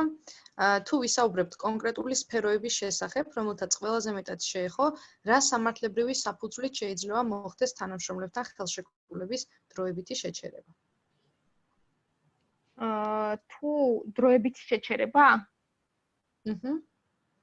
ანუ ერთ-ერთი არის რა თქმა უნდა პირველ რიგში არ ვიცი რამდენად არის შრომითი ხელშეკრულებაში გათვალისწინებული თავად ეს ფორსმაჟორული გარემოება თუ შემხებლობა არის აუცილებლად უნდა ვთქვათ ის რომ გავლენას უნდა ახდენდეს მასზე ვალდებულების შეუსრულებლობა ანუ აი ეს ფაქტობრივი გარემოება რომ არსებობს ძალიან მნიშვნელოვანია და რა თქმა უნდა სამოქალაქო კოდექსის თანახმად და იმ შრომით ხელშეკრულებაში, სადაც სავარაუდოდ იქნება გათვალისწინებული აღნიშნული გარემოება, შესაძლებელია გახდეს ამ კუთხით შრომითი ხელშეკრულება შეჩერებული. თუმცა აქ მე მინდა აღვნიშნო, რომ რა თქმა უნდა, შრომითი კოდექსით შრომითი ურთიერთობის შეჩერების ფარგლები კონკრეტულად არის განსაზღვრული და კონკრეტულად არის რა შემთხვევებში შეიძლება შეჩერდეს შრომითი ხელშეკრულება, ეს არის შვებულება, ანაზღაურებადი და ანაზღაურების გარეშე და შესაძლებელია დამსაქმებელი და დასაქმებული ამ გარემოებიდან გამომდინარე შეთანხმდნენ ამ ფორმაზეც. აი ნინამ შეჩერება საკმაოდ პრობლემური თემა არის, იქან გამომდინარე, რომ კანონმდებლობა ამოწურავ ჩამონათვალს იძლევა, რა შემთხვევაში შეიძლება შეჩერდეს შრომითი ურთიერთობა და თქვათ იქ შებულებების გარდა არის ბიულეტენების შემთხვევა, იქ აფიქსო ლოკაუტი და ასე შემდეგ. ისე რომ რაღაც დამსაქმებელმა კონკრეტულ საფუძველზე მითითებით ადგეს და ცალსახად ყველასთან შეაჩეროს შრომითი ურთიერთობა, ესეც რაღაცას კანონმდებლობის ფარგლებში არ გვაქვს ჩვენ ესეთი საშუალება. შესაბამისად შეჩერება ვერ ვიტყოდი ხოლმე დამსაქმების ინიციატივიდან გამომდინარე და მის ქმედებას გულისხმობს, რომ არის საუკეთესო გამოსავალი ასეთ შემთხვევაში. ნას უნდა და ჩართვა თუ ისევ აქ არის ან ტექნიკურად შეუძლია სადვართ რომ მოусმინოთ კიდეც. მოგესალმებით, ისმის ხო ჩემი ხმა? დიახ. მე გახლავართ სამედიცინო კურორტი ბიოლის HR-ი და როგორც იცით, სასტუმროების სფეროს ყველაზე მეტად შეგვეხო ეს რომ 99% დამოკიდებული ვართ იმ ტურისტებს და სტუმრებზე, რომლებიც მოდიან ჩვენთან ისვენებენ და შემდეგ იხდიან. ანუ ძირითადად მაგით ვიხდით ხელფასებს, ესე რომ ვთქვა და დანარჩენ თანხებს. გამომდინარე იქიდან, რომ ჩაიკეტა საზღვრები და საქართველოში დამსვენებელი არ ყავს, მოგვიწია დროებით შეჩერება. და მაინტერესებს, ანუ რა საფუძვლით შეიძლება შევაჩეროთ, თან არ ვიცით რამდენი ხანი შევაჩერებთ ამ საქმიანობას, იმიტომ რომ კიდევ ერთხელ ვძახი, დამოკიდებული ვართ ხალხზე, ვინც მოვა და დაისვენებს ჩვენ კურორტზე და აი ამიტომ მაინტერესებს, არც გვინდა რომ დაირღვეს დასაქმებულის უფლებები, რა თქმა უნდა, თუმცა ამ ეტაპზე არც გვაქვს იმის საშუალება, რომ რაღაცა გრძელვადიანი კომპენსაციებზე იყოს საუბარი, რომ გადავიხადოთ და აი ამიტომ მაინტერესებს, რომ რაღაცა ერთნაირი გამოსავალი ვიპოვოთ, რომ ჩვენც დაზღვევლები ვიყოთ. კი, მესმის თანამშრომლების უფლებები პირველ რიგში უნდა დაირღვეს, თუმცა ბიზნესიც არ არის ჯერ ისე ფეხზე მყარად არ დგას, რომ ეხლა რაღაცა გრძელვადიან კომპენსაციებზე იყოს საუბარი და აი ამიტომ მაინტერესებს, რა გამოსავალი შეიძლება იყოს. ზოგადად სასტუმროების ბიზნესი არის ერთ-ერთი ყველაზე ისეთი სექტორი, სადაც მართლა ყველაზე რთული მდგომარეობა, იმიტომ რომ ცალსახად გაჩერდა ეს სექტორი. ეხლა უცხოელი არავინ არ შემოდის, ქართველი არავინ არ ისვენებს, ვიცი რომ ძალიან ბევრი ბუკინგი გაუქმდა და ასე შემდეგ. რეალურად ანალოგიურადაც ეხლა აქ რაღაც კანონმდებლობა დიფერენცირებული მიდგომის საშუალებას არ იძლევა. ისე რომ თქვენ ადგეთ და შრომითი ურთიერთობები შეაჩეროთ ხოლმე თქვენი ინიციატივით, ამას ვერ გააკეთებთ. ალბათ ისევ და ისევ გამოსავალი არის ის, რომ თქვენ თანამშრომლებს აუხსნებთ მდგომარეობა და იფიქრონ თუ ამის სურვილი ექნებათ, რომ გამოიყენონ შვებულებები, რომელიმე ფორმა შვებულების. მეორე, თუ ასეთი რეალობის წინაშე დგახარ და არც ისეთი კაპიტალი არის ბიზნესს, იმასაც გააჩნია სასტუმროს, ხო ეხლა სხვილი სასტუმროების კომპლექსები, როდესაც არის, შეიძლება გქონდეს მასეთი ტიპის კაპიტალი, რომ რაღაც პერიოდით მაინც ან კომპენსაცია მაინც გასცეს გათავისუფლების შემთხვევაში, ან რაღაც პერიოდი მოწენა აუნაზღაუროს. ანუ ამისა მიხედვით თუ უნდა იმაკო თუ უკიდურესი აუცილებლობა არის და სხვა გზა არ არის, ბუნებრივია შეიძლება მიხვიდეთ იქამდე, რომ არათუ შეაჩეროთ, არამედ შეწყვიტოთ შრომითი ურთიერთობები საერთოდ. და როცა საუბრობთ ჩვენ დაუძეվել ძალაზე, ამ შემთხვევაშიც ახლა ინდივიდუალურად სასტუმრო არის დიდი კომპლექსიც და სასტუმრო არის პატარა რაღაც რამდენიმე კაციანი ისიც ხო, ჰოტელი თუ ასე შემდეგ. ამიტომ აქაც ახლა თუ მართლა ისეთი დაუძლეველი ძალის წინაშე იმყოფებით, რომ შეუძლებელია ფიზიკურად არანაირი ფინანსური რესურსი არ არის ამ ადამიანებს გადაუხადოთ იძულებითი მოსცემის პერიოდი, მაშინ მოუწევთ უხალფასოდ ყოფნა სამწუხაროდ. და ეს არის სწორედ ისეთი შემთხვევა, როდესაც შეიძლება ჩაითვალოს, რომ არის ფორს-მაჟორული გარემოება. ოღონდ ნამდვილად ისეთი მდგომარეობა უნდა იყოს, რომ ეს იყოს ყველანაირად შეუძლებელი თქვენი მხრიდან. გამარჯობათ, მოგესალმებით ყველას. მოგესალმებით. მე უჩა გახლავართ ხირია, ადვოკატი ვარ. ზოგადად ამ თქვენს ჩატში ევროპული ბიზნეს ასოციაციიდან ვარ ჩართული და მე მინდა ჩემის გაგიზიარო. საიდან ბოდიში? ევროპული ბიზნეს ასოციაციიდან. დიახ. მე თვითონ ადვოკატი ვარ, კერძო სამართლის მიმართულებით, თუმცა აქედან რამდენიმე სახით პრაქტიკა მინდა, შეხედულება გაგიზიაროთ, მე თვითონ ჩემი ბიზნესიც გამაჩნია, რომელიც არის და ზოგადად ამ მოცემულობამ ყველა დამეთანხმებით, რომ ერთ დღეს სულ სხვა რეალობაში გავიღვიძეთ. და ყველაზე რთული კიდე ახლა როდესაც ვლაპარაკობთ ამ უფლებებზე, ყველაზე რთული ალბათ არის ის, რომ არ ვიცით ხვალ და ზეგ ეს სანამდე მივავალთ. ამიტომ როდესაც საუბრობთ ფორს-მაჟორზე, აქ ცუდი ის არის, ანუ ყველა ნახეთ, რომ ჩვენი შრომის კოდექსი ამისთვის არ აღმოჩნდა. მზად იყო კანონ პროექტი, რომელსაც აგერ რაისაც იყო ჩართული ან კანონ პროექტში განვიხილავდით, იყო იქ საკითხები, რაზეც იყო შეუთანხმებლობა, ერთ-ერთი საკითხი იყო თქვა ხელშეკრულების შეწყვეტის საკითხები და ასე შემდეგ. შრომის კოდექსი ზოგადად ამ ფორს-მაჟორს არ ითვალისწინებს, ესე პირდაპირ არ წერია, მათ შორის შეჩერებასაც ითვალისწინებს მხოლოდ და მხოლოდ მხარეთა თანხმობით. და იმ რეალობაში, რასაც დღეს გავიღვიძეთ, ალბათ ჩვენს და მთელ მსოფლიოს ბევრი რამის გადახედვა მოუწევს. ახლა მე მინდა ფორს-მაჟორს ცოტა სხვა კუთხით შევხედო. ზოგადად, მოდი ესე შევხედოთ ახლა ამ სიტუაციას, რომ ჩვენ ახლა გვაქვს ვითარება, როდესაც კანონი ნაკლებად გვიშველის დასაქმებულებსაც და დამსაქმებულებსაც. მოდი ვთქვათ, რომ ახლა უფრო ადამიანური ურთიერთობები წამოვიდა წინ და თვითგადარჩენის ინსტინქტი ყველასთვის, როგორც დასაქმებულისთვის, ისევე დამსაქმებულისთვის და მერწმუნედ, რა თქმა უნდა, ბევრი მაგალითი შეგვიძლია ისედაც აქედანაც მოვიყვანოთ, მაგრამ ახლა ყველაზე მთავარი არის ის, რომ ყველა ვართ პრობლემაში და ესე ვთქვათ, არა ყველასთვის სანერვიულოა ის, რომ დაიკეტა თქვათ კონკრეტული საწარმოები და ხალხი დარჩა ანაზღაურების გარეშე და სამწუხაროდ ჩვენი ქვეყანა არ არის ერთი სოციალურად ძლიერი, რომ სახელმწიფომ ან ბიზნესმა რაღაც რეზერვებით, ესე ვთქვათ, დიდი დოზით უზრუნველყოს ეს დანაკლისი.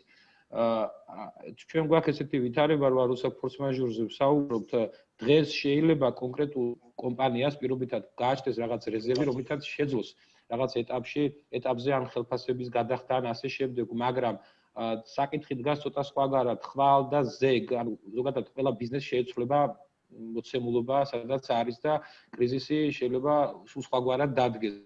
ამიტომ როდესაც ფორს-მაჟორზე ვსაუბრობთ, მარტო დღევანდელი დღიდან არ უნდა ამოვიდეთ ალბათ, იმიტომ რომ აი მაგალითად სასტუმროების ბიზნესი არავის არა აქ იმის მოლოდინი, რომ როდესაც ეს საგანგებო მდგომარეობა დამთავრდება, ყველაფერი ისევ ჩვეულებრივ კალაპოტში ჩადგება. ეს ესე არ იქნება, ხო? გარკვეული პერიოდი სამწუხაროდ ეს კრიზისი გაგრძელდება, რაღაც სეგმენტისთვის შეიძლება ეს უფრო რთულიც აღმოჩნდეს. ახლა ყველა ვიცით, რომ სასურსათო კუთხე, ანუ მაღაზიები მუშაობს. მე მყავს რამდენიმე მომწოდებლები, ანუ კლიენტები, რომლებსაც ძალიან დიდი პრობლემები შეექმნათ იმ კუთხით, რომ ტვირთბრუნვას ეს არის პრობლემები, მერწმუნეთ, იმიტომ რომ ამან თავისებურად გამოიწვია დოლარის კურსმა, ლარის კურსიდან გამომდინარე ფასების ზრდა არის და ასე შემდეგ, მithumთან ეს ყოველდღიური მოხმარების პროდუქტზე გადავიდა მოსახლეობის ქცევა, ანუ შეწყდა ტასაცმლის და სხვა ფუნების საგნების, მათ შორის საკვების კუთხითაც სხვა ქცევა გაუჩნდა მომხმარებელს, ამიტომ ეს პრობლემა ყველას გაუჩნდა. ამიტომ, როდესაც ვსაუბრობთ ფორს-მაჟორზე, ალბათ გასათვალისწინებელი იქნება ისეც, რომ შეიძლება რაღაც დანაზოგი კონდეს კომპანიას, მაგრამ იმ მომავლისთვის, რასაც ელოდება ამ დანაზოგით და იმ რაღაც კაპიტალით, თუ მან ეს პირდაპირ გახარჯა დღეს ეს ხელფასში იქნება თუ ასე შემდეგ კარგი მიზნებისთვის, მოდი ესე ვთქვათ, რომ თავის თანამშრომლები არ დატოვოს რაღაც იმის გარეშე, ხვალ და ზეგ ეს კომპანიები შეიძლება საერთოდ დაიხურონ. ამიტომ ეხლა არის ისეთი ვითარება, როდესაც ორივე მხარე არის ისეთ მდგომარეობაში, რომ თვითგადარჩენისთვის ფიქრობს ორივე. ამიტომ ჩემი აზრით არც ერთი ქვეყნის ალბათ მარტო ჩვენი არა შრომის კოდექსი ამისთვის მზად ვერ იქნებოდა. ამიტომ სულ სხვა რეალობის წინაშე დგავართ, ამიტომ სასამართლო დავები რაც შეიძლება მოყვეს ამ მოცემულობა შეიძლება აბსოლუტურად შეიცვალოს ამ ვითარებიდან გამომდინარე პრაქტიკა მათ შორის კანონმდებლობას და ასე შემდეგ და ძალიან ძნელია იმის განსაზღვრა, რა თქმა უნდა, კანონით ესეა, რომ ყოველ კონკრეტულ შემთხვევაში უნდა დადგინდეს არის თუ არა ფორს მაჟორი, მაგრამ გასათვალისწინებელი არის ის მომავალი, ძიმე მომავალი, რომელიც ყველას გვეუბნება.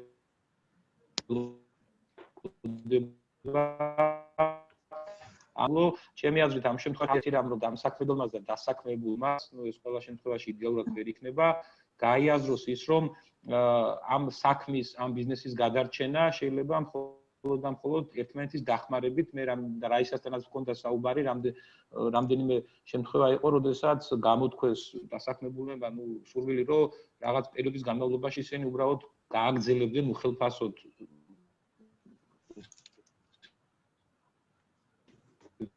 გაიციშა ხო? თიშა მგონი.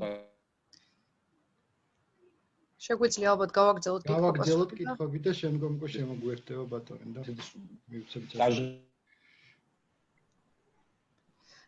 ირინას პირველი კითხვა წინა კითხვას ემთხვეოდა, ამიტომ შეგვიძლია ხო რომ მე მგონი გაიცა პასუხი თუ რამე ირინა ჩაგვერთვება. მისი მეორე გაიცა პასუხი კი.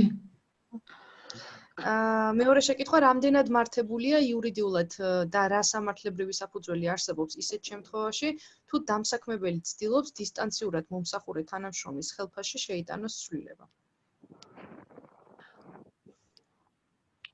რა პირობით, ანუ იმიტომ რომ მხოლოდ დისტანციურად არის? ანუ პირობა ჩვენ თავიდანვე ჩაგერთვებით თუ შეიძლება ირინა ქორიძე ჰოალინგ ჯგუფიდან ჩვენ თავიდანვე ბევრჯერ მოვისმინეთ და თქვენ აღნიშნეთ, რომ არ ვიყავით მზად ამ კრიზისისთვის, მოულოდნელად ხდება ყველაფერი და გადაწყვეტილებების მიღება ხდება მოულოდნელად. ხშირად გაუთვითცნობიერებელიც ალბათ, მაგრამ ყველაფერი მაინც მიმართულია იმისკენ, რომ გამოვიდეთ აი ამ კრიზისიდან. მე მგონი და ამ დასაქმებულთა ბაზარზე შეინიშნება რამდენიმე კატეგორია. ეს არის კატეგორია, რომელიც დაუყოვნებლივ განთავისუფლდა სამსახურიდან, კატეგორია, რომელიც არის უხელფასო შრომულებაში და მან არ იცის დარჩება თუ არა მომავალში და კატეგორია, რომელიც ამ ეტაპზე დარჩა სამსახურში და მუშაობს დისტანციურად. შესაძლებელია თუ არა პირდაპირ კონკრეტული კითხვა, შესაძლებელია თუ არა დისტანციურად მომუშავე თანამშრომელთან განვიხილოთ, ვთქვათ, ხელფასის პირდაპირ ვთქვათ, შემცირების საკითხი, რაიმე ცვლილების საკითხი მასთან ხელფასისთან მიმართებაში. ახლა კიდევ უფრო დავაკონკრეტებ, როდესაც ვსაუბრობთ გაფრთხილებაზე, ერთი თვით ადრე კომპენსაციაზე და რაღაც სხვა სამართლებრივ აქტებზე და იმ პირობებზე შეთანხმების, რომელიც ზოგადად მიღებული იყო ჩვენს პრაქტიკაში, ის იყო ძალიან ჩვეულ საქმიან სამუშაო რეჟიმში. დღეს ჩვენ ვართ ეგრეთ წოდებულ ფორს მაჟორში, კრიტიკულ სიტუაციაში და რეალურად არ ვიცით რამდენად პირველ რიგში შეიძლება ჩაითვალოს ეს ფორს მაჟორად, მეორე რამდენად შესაძლებელია თუ არა ესეთი ცვლილებების შეტანა თანამშრომლებთან და უფრო კონკრეტულად, როდესაც დისტანციურად მუშაობთ სახლიდან, თქვათ, შეიძლება თუ არა შეიცვალოს ჩემი როგორც დასაქმებულის ხელფასი. იმ პირობით რომ აი ყველაფერი იცვლება და მაჟორი. ერთი დავაზუსტებ კიდე. თუ შეიძლება, ანუ ყველა დისტანციურად არიან თუ ნაწილი არის დისტანციურად და ნაწილი არ გულისხმობ კონკრეტულად ჰოალინგ ჯგუფს, ზოგადად გულისხმობ. ზოგადად შესაძლებელია თუ არა კომპანიაში, რომელმაც ნაწილი თანამშრომლები გაუშვა, ნაწილი უხელფასო შრომულებაშია და ნაწილი არის დისტანციურად მომუშავე, შესაძლებელი არის თუ არა დისტანციურად მომუშავე თანამშრომელში შეიტანოს სახელფასო ცვლილება და არის თუ არა ეს სამართლებრივად დასაბუთებული და ესეთი ძლიერი გადაწყვეტილება. ანუ ანაზღაურება ზოგადად ჩვეულებრივ გარემოებებში და პირობებში არის შრომის კოდექსის მიხედვით არსებითი პირობა. ზოგადად არსებით პირობას საჭიროს, როგორც მოგეხსენებათ, ორმხრივი მხარის თანხმობა და შეთანხმება.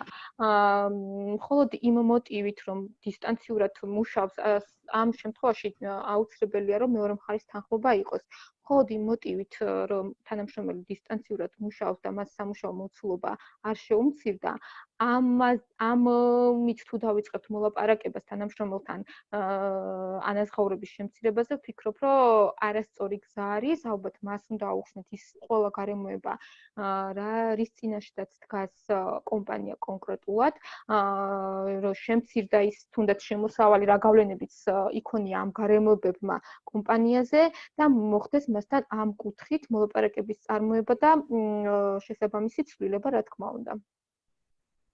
ამასთან დავამატებ ერთიანადები, დისტანციური რეჟიმის წინაპირობა არის ის, რომ ადამიანის სამუშაო სპეციფიკა უნდა იყოს იმგვარი, რომ იძლეოდეს დისტანციურად მუშაობის საშუალებას.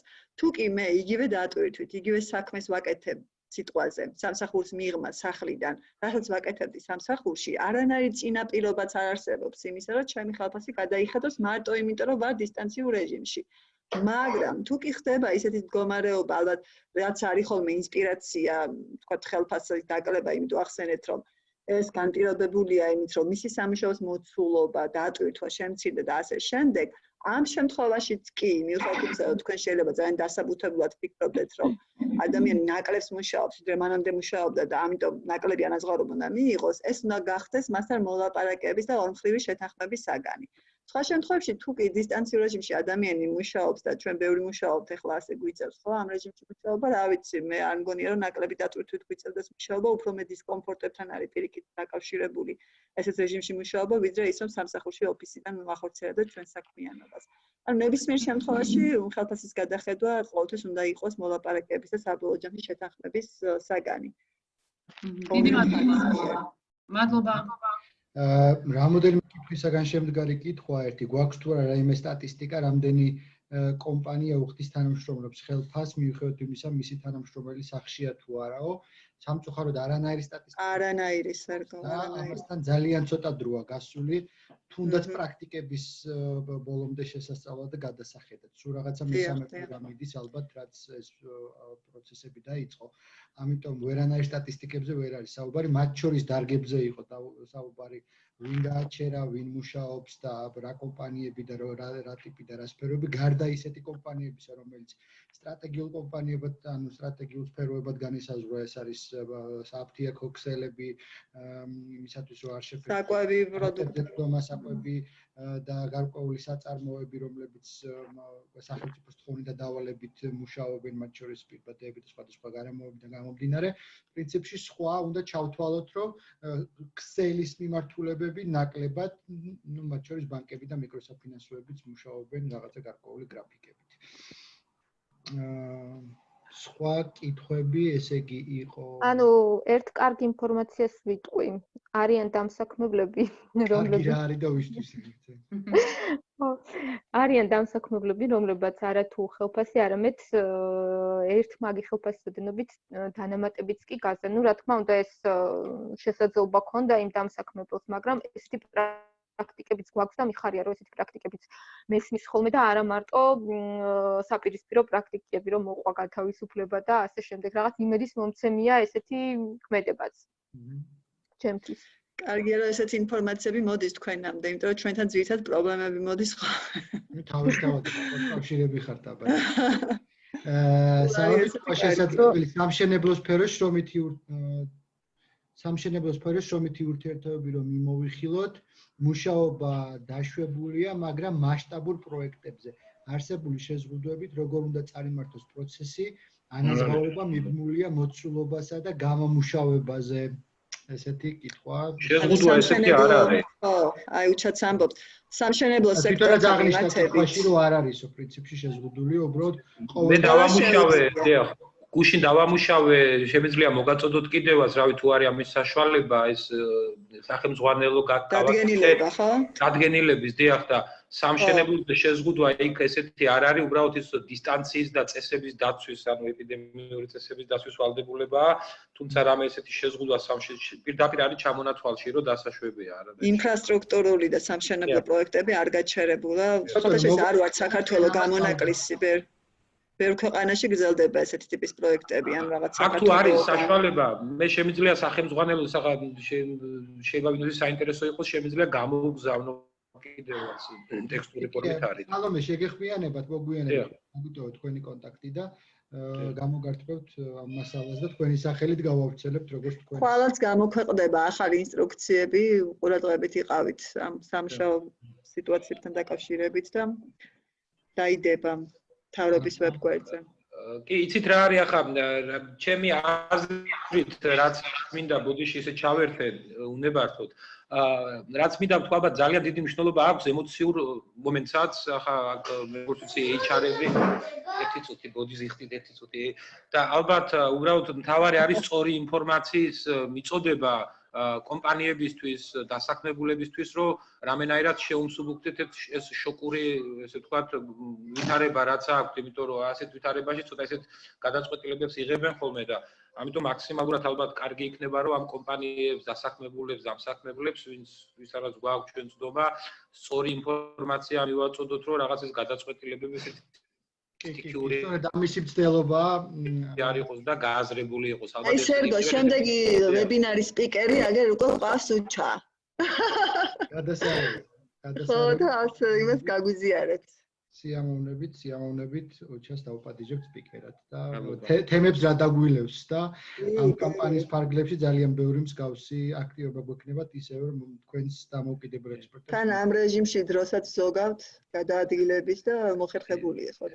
წეღან გაჟღერდა რომ ისა დისტანციური არ ნიშნავს დატვირთვის კლებას მე ვეთანხმები, იმიტომ რომ ახლა მე ჩემი აქტიურად უფრო ესე ვთქვათ ის რეჟიმი უფრო მეტი გვაქვს, იმიტომ რომ სახში ვარ და ფაქტიურად ღამის 3 საათამდე მუშაობთ ხოლმე, ამიტომ ეს არ ნიშნავს, რომ ნაკლები დატვირთვით ვარ. უბრალოდ ეკონომიკური მდგომარეობაა ცუდი, მეტი სხვა მხრივ არაფერი არ შეცვლა.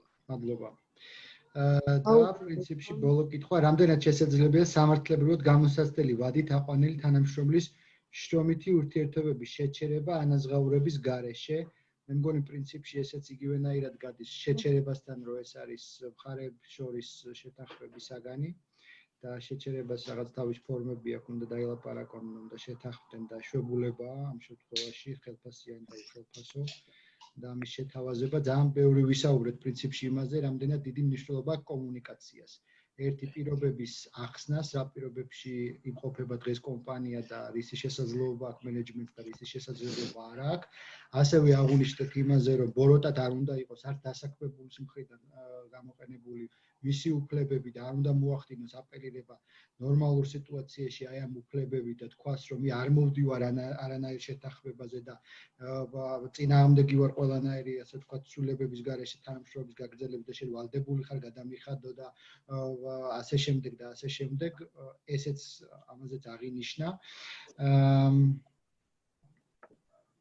და ასევე შრომითი ურთიერთობების შეჩერება ერთ კომპანიას არ სურს გამოსაცდელი ვადით აყვანილი თანამშრომლის შრომითი ხელშეკრულების შეწყვეტა დროებით ვერ ახერხებს ყველა თანამშრომელზე ანაზღაურების გაცემას, ისევ და ისევ მხარეთა შეთანხმების საგანია პრინციპში, როგორ ხდება დაკორექტირება, ამაზეც იყო კითხვა დასმული, შემიძლია თუ არა შეუმცირო ხელფასი და ასე შემდეგ, ყოველთვის ეს არსებითი გარემოებები ამ შემთხვევაში ორ შესათანხმებელი და ესეთი სოფოს სურს ჩავერთვები თუ შეიძლება მოგესალმებით კიდევ ერთხელ სოფა მე მაქვს ესეთი კითხვა ასე ვთქვათ იმ შემთხვევაში თუ კი დამსაქმებელი ქმნის ჯანდაცვის ორგანიზაციის ასე ვთქვათ მიერ მოწოდებული ყველა რეკომენდაციის თანახმად უსაფრთხო გარემოს მაგრამ თანამშრომელს მაინც ეშინია შექმნილი სიტუაციიდან გამომდინარე არ ცხადდება სამუშაო ადგილზე არ წერს ასე ვთქვათ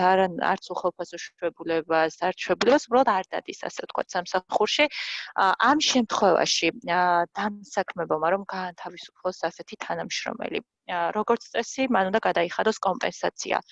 თუმცა თუ შევხედავთ ამ სიტუაციას, გამჩნდა დამსაქმებელი დაზარალებულია, იმიტომ რომ თანამშრომელი არ ცხადდება სამუშაო ადგილზე და გარდა ამისა, როგორ უნდა მოიქცეს, ვთქვათ ასეთ შემთხვევაში კიდე აქეთ უნდა გადაიხადოს კომპენსაცია. კანონმდებლობის მიხედვით თუ კი უშვებ თანამშრომელს, ვიცით რომ უნდა გადაიხადო, მაგრამ აი ამ შემთხვევაში ვთქვათ რა რეკომენდაციას მოგცემდით. მადლობა, რაისა, თუ შეგიძლია რომ упаსხო. ასეთ სიტუაციასთან დაკავშირებით პრინციპში მე ვთქვი, როდესაც არსებობს შემთხვევები, ადამიანი მაინც არ ცხადდება, ეშინია შვებულება გამოიყენოს, მაგრამ თუ კი ის ამას არ აკეთებს და დამსაქმებელი ყველანაირად უზრუნველყოფს პირობას უსაფრთხო შრომის სტანდარტებს იმისთვის, რომ ადამიანმა უსაფრთხოდ იმუშაოს და მაინც არ ცხადდება, ბუნებრივი აქვს სტანდარტული რეჟიმი მოქმედებს, რომელიც გულისხმობს დარღვევებზე რეაგირებას დამსაქმებლის მხრიდან. შეიძლება ეს თავდაპირველად ჩამოიფარგოს გაფრთხილებით, არ არის საჭირო მაინდა-მაინც აუცილებლად პირველსავე გამოუცხადებლობის დროს გაათავისუფლოთ ადამიანის სამსახურიდან, მით უმეტეს თუ კი აქამდე ესეთი დისციპლინური პრობლემები მას არ ქონდა და თუ კი ეს აგრძელებს ესეთ დარღვევებს, ბუნებრივია ყველას ევალება შეასრულოს ის ვალდებულებები, რომელიც არსებობს შრომით ურთიერთობებში, როგორც დამსაქმებელს, ასევე დასაქმებულს და შეიძლება მოხდეს გათავისუფლება. რაც შეეხება კომპენსაციას, კომპენსაციის გადახდის ვალდებულება, როდესაც გათავისუფლების საფუძველი არის შრომის ხელშეკრულების პირობების დარღვევა, ასეთი ვალდებულება არ აქვს დამსაქმებელს. გამონაკლისია კომპენსაცია, რომელიც უკავშირდება გამოუყენებელ შფებულებას. ანუ თუ კი მოხდა ადამიანის გათავისუფლება ისე, რომ მას შფებულებით ფიზიკურად ანაზღაურება შფებულებას გულისხმობ არ უსარგებლია, მას ევალება ამ გაუნაზღაურებელი ან გამოუყენებელი დღეების კომპენსირება პროპორციულად. რაისა, ამ საკითხს ცოტა ჩაუღრმავდეთ, ხო, ესეთი კითხვა გამიჩნდა, კაი შეკითხვა იყო ძალიან. მან ალბათ შეიძლება ესე დავყოთ, რომ თუ ამ სამუშაოს შესრულება შეიძლება დისტანციურად, მაშინ არა, შეუძლებელია. არის მე როგორც მივხვდი, ხო, სოფო როგორც კითხულობ. არა, ეს არის არ შეიძლება, ამ შემთხვევაში მithumetas, როდესაც სამედიცინო სფეროს ეხება და არის განსაკუთრებით მნიშვნელოვანი დამსაქმებლისთვის ეს თითოეული კადრი. ეგ შეიძლება კიდე ესეთ შეკითხვა დავსვათ, პირობითად, აი რაისა ძალიან საინტერესოა, მეც კითხვის სახით გამიჩნდა, კონკრეტულად ამ დაავადებაში არის რამდენიმე რისკ ჯგუფი. შეიძლება არც ერთ რისკ ჯგუფში არ შედის. იმიტომ გავამახვილე ყურადღება, როდესაც ყველანაირი პირობა დამსაქმებლის მხრიდან არის გაცილებული დაავადება არ არის პენსია. არა, არანაირი. ხო, მე ვუყურებ რაისას მაინტერესებდა ახლა ჰიპოთეტურად რომ დავსვათ, რომ თუ ეს რისკ ჯგუფშია პირობითად და მისი გადაადგილებით ან ამ შეყრის პრობლემის გამო თავს სამწუხაროდ გაწყდა უჩასმა, მაგრამ მე ესე მივიღე შეკითხვა, როდესაც გამორიცხულია ყველა ის ფაქტორი, რამაც უნდა დააბრკოლოს ადამიანის სამსახურში გამოცხადება. შეიძლება დადგეს საკითხი. უჩა გაწყდა თქვენი ხმა, მაგრამ დაახლოებით კითხვის ფორმულირება პრინციპში გასაგები იყო და გაგცემთ ახლა რაისა პასუხს. ხო, მე ასე გავიგე შეკითხვის შინაარსიდან გამომდინარე, რომ ყველა ის ფაქტორი, რომელიც დააბრკოლებდა დასაქმებულს თავისი შრომით ვალდებულებების შესრულებინა სახეზე არ იყო. რა თქმა უნდა, თუ ქრონიკული დაავადება აქვს, მაღალ რისკის ჯგუფშია და ასე შემდეგ, ბუნებრივია, შეიძლება იყოს ის გარემოებები, რის გამოც მან ვერ შეასრულოს ის ვალდებულებები, იმიტომ რომ უკავშირდება მაღალ რისკს. სხვა შემთხვევებში მე რაღაც უჩასმა გაწყდა და კიდე რამეს თუ კითხულობდა, კარგად ვერ გავიგე. თუ რისკ ჯგუფშიაო და ამ შემთხვევაში თავს არიდებსო და ეხლა ისმის რისკ ჯგუფში ძირითადად არიან ქრონიკული დაავადებების მქონეები და 70 წელს გადაცილებული ადამიანები, ხო, ძირითადად ეს ორი ჯგუფი გამოიკვეთა და თუ ესეთი მოცემულობა გვაქვს სახეზე, ბუნებრივია, შეიძლება მას გაუწიოს დამსაქმებელმა ანგარიში, შესთავაზოს დისტანციური რეჟიმი, ისეც შესთავაზოს ყველას, თუ არ გამოდის ესეთი ტიპის რეჟიმები, მაშინ უნდა გავაკეთოთ ისე, რომ ვიფიქროთ, ანუ განისარგებლოს შფებულებით, ყოველ შემთხვევაში ეს რისკ ფაქტორები არ არის ისეთი საფუძველი, რა თქვათ, ბიულეტენი გააფორმოს ამის გამო და დამსაქმებელი ავაიძულოთ, რომ აანაზღაუროს ეს დღეები. გასაგებია. ეკას ქონდა კუპრეიშვილს კითხვა და ნანას ასევე ჩხარეულს.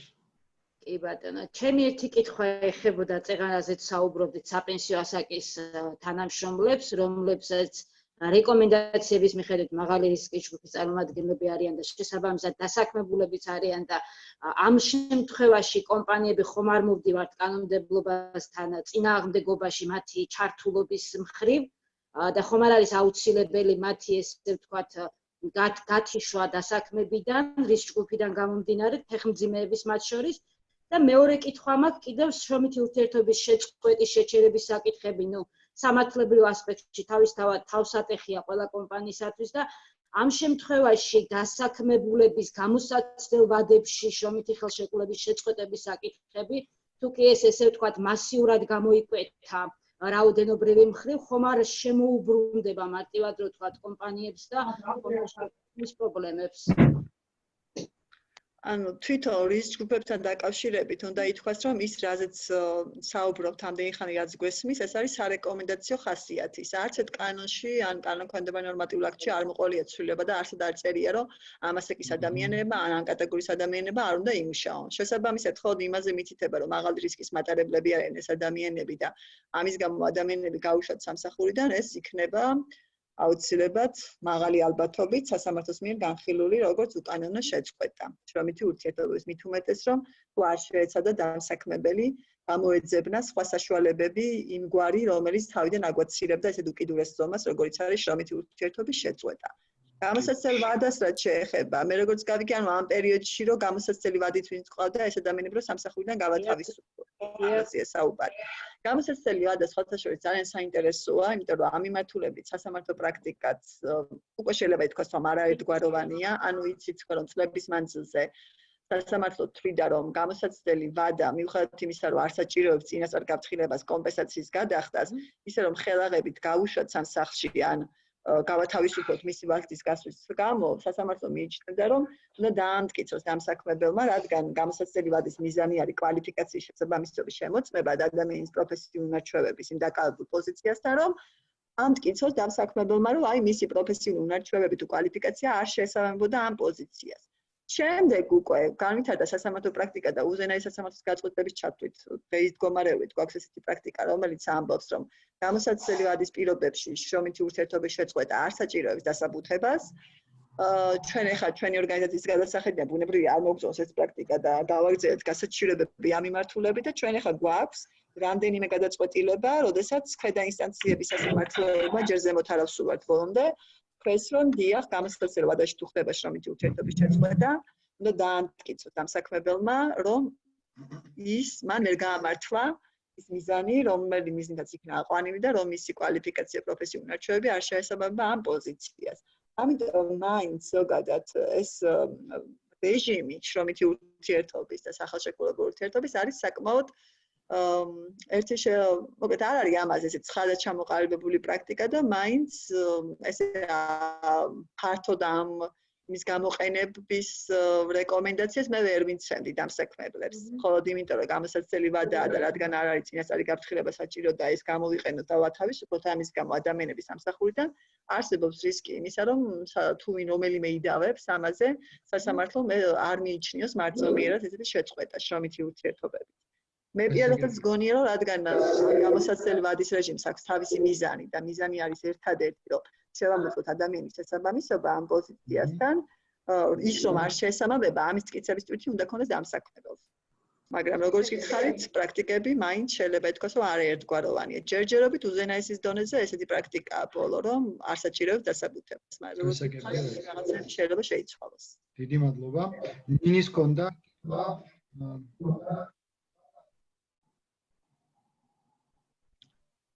ნინას უნდა ჩართვა, ხო, თუ ისე ჩართვა. ისმის ხო ხმა? კი, ნინია. ბატონო სერგო, თქვენთან მაქვს შეკითხვა ეს Human for Humans რა არის ეს აქციის ფარგლებში. მე მაინტერესებს რაღაც, ანუ სავალდებულო რომ გამოვაგზავნოთ იმ ადამიანებისა, ვინც დარჩა დროებით თუ სამსახურში თუ ის ვაკანსიები, რასაც შემოგთავაზებს სხვა კომპანიები, სადმე განთავსდება და კონკრეტულ ვაკანსიაზე გამოვაგზავნით CV-ებს. დავიწყებ იქიდან რომ სავალდებულო პრინციპში არაფერი არ არის. ეს არის შესაძლებლობა ამ შემთხვევაში თქვენთვის, რომ თქვენი კორპორატიული მაღალი პასუხისმგებლობიდან გამომდინარე გააგრძელოთ ზრუნვა თქვენს თანამშრომლებზე და თუ თქვენ ფიქრობთ, რომ არიან ესეთი თანამშრომლები, ვისაც შეუწყდა დროებით, ასე ვთქვათ, ამა თუ მიზეზის გამო შემოსავალი ან შეუმცირდა და ისინი კრიტიკულად საჭიროებენ ამას, პრინციპში თქვენს ინტერესებშია, როგორც სოციალური ბრენდის, რომ იზრდოთ ამაზე. პირდაპირ დაკავშირება სწორედ ეხლა შეგიძლიათ ნებისმიერ იმ კომპანიასთან, რომელიც აანონსებს და ამბობს და ყოველდღიურად ასე ვთქვათ, ავრცელებს ინფორმაციას, რომ აქვს ვაკანსია, სუპერმარკეტების ქსელი იქნება ეს აფთიაქო ქსელი თუ კვების გარკვეული ობიექტები, მზაკვების თუ ასე შემდეგ. თუმცა სიკეთე ამ კამპანიის ის არის, რომ თქვენგან მიღებული ინფორმაცია კონკრეტულ ადამიანზე და ასე ვთქვათ, იმ პირობებზე, რა პირობებზე არის თანახმა ეს ადამიანი მოიძიოს და სფეროებიც არ შეუძლია და სადაც სურს, რომ ხელი შეეწყოს დასაქმებაზე, ჩვენ შეგვიძლია ვიპოვოთ და გადავცეთ ეს ინფორმაცია პრინციპად გავცვალოთ ამ დამსაქმებლებთან. ანუ B2B მოდელი თქვენგან წამოიღოთ ინფორმაცია და მყისიერად მივცეთ იმ დამსაქმებლებს. ამ შემთხვევაში ბაზაზია საუბარი, სადაც პირველადი ინფორმაცია ძალიან კრიტიკულად საჭირო, სახელი, გვარი, პოზიცია რაზე მუშაობდა, ეხლა რაზე მუშაობ ჯერ კიდე, თქვათ ის სახელფასო რაღაცა რეინჯი, რომელიც მისთვის მისაღებია დასასაქმებლად და საკონტაქტო ინფორმაცია და ასე შემდეგ. ანუ აქ არ არის რაღაცა ისეთ სპეციფიკურ ძალიან ისეთ დეტალებში, შემდეგ საუბარი. გავამარტივოთ დაკავშირება და ეს გამტარის სწორი ფუნქცია და სწრაფი გამტარის ფუნქცია შევასრულოთ ამ შემთხვევაში ამ კამპანიის ფარგლებში. აგრეგირდეს სწორი ბაზები, თავი მოუყაროთ ერთად სწორ ბაზებს და რაღაცნაირად გაერთიანებული ძალებით ვიფიქროთ გამოსავლებზე, სად ვინ როგორ გადავანაწილოთ და როგორ შევუწყოთ დასაქმებაზე. თუ გავეცი თქვენს კითხვას. დიდი მადლობა. მადლობა თქვენ.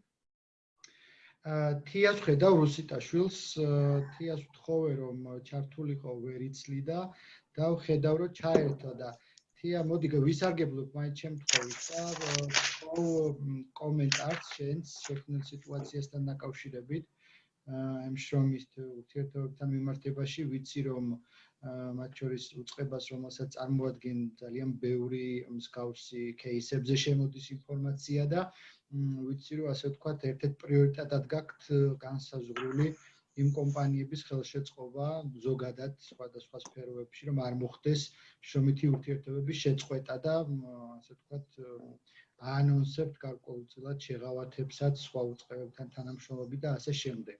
და იქნება ასე ვთქვათ გამოიყენოთ შესაძლებლობა და გაუზიარო კოლეგებს არსებულ რეალობაზე.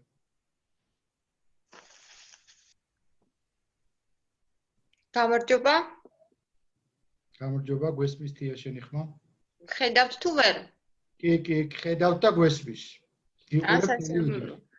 პირველი რაც მინდოდა მეთქვა, მე ახლა ამ საუბრისას არ წარმოვადგენ ეკონომიკის სამინისტროს და ვარ ჩვეულებრივი HR-ის სპეციალისტი, ანუ ჩემი განცხადება არ ნიშნავს არანაირად სამისოს განცხადებას, შეიძლება რაღაცები არც ემთხვეოდეს ხოლმე კიდევაც. კი ბატონო, არასწორი ინტერპრეტაცია რო არ მოყვეს. კი.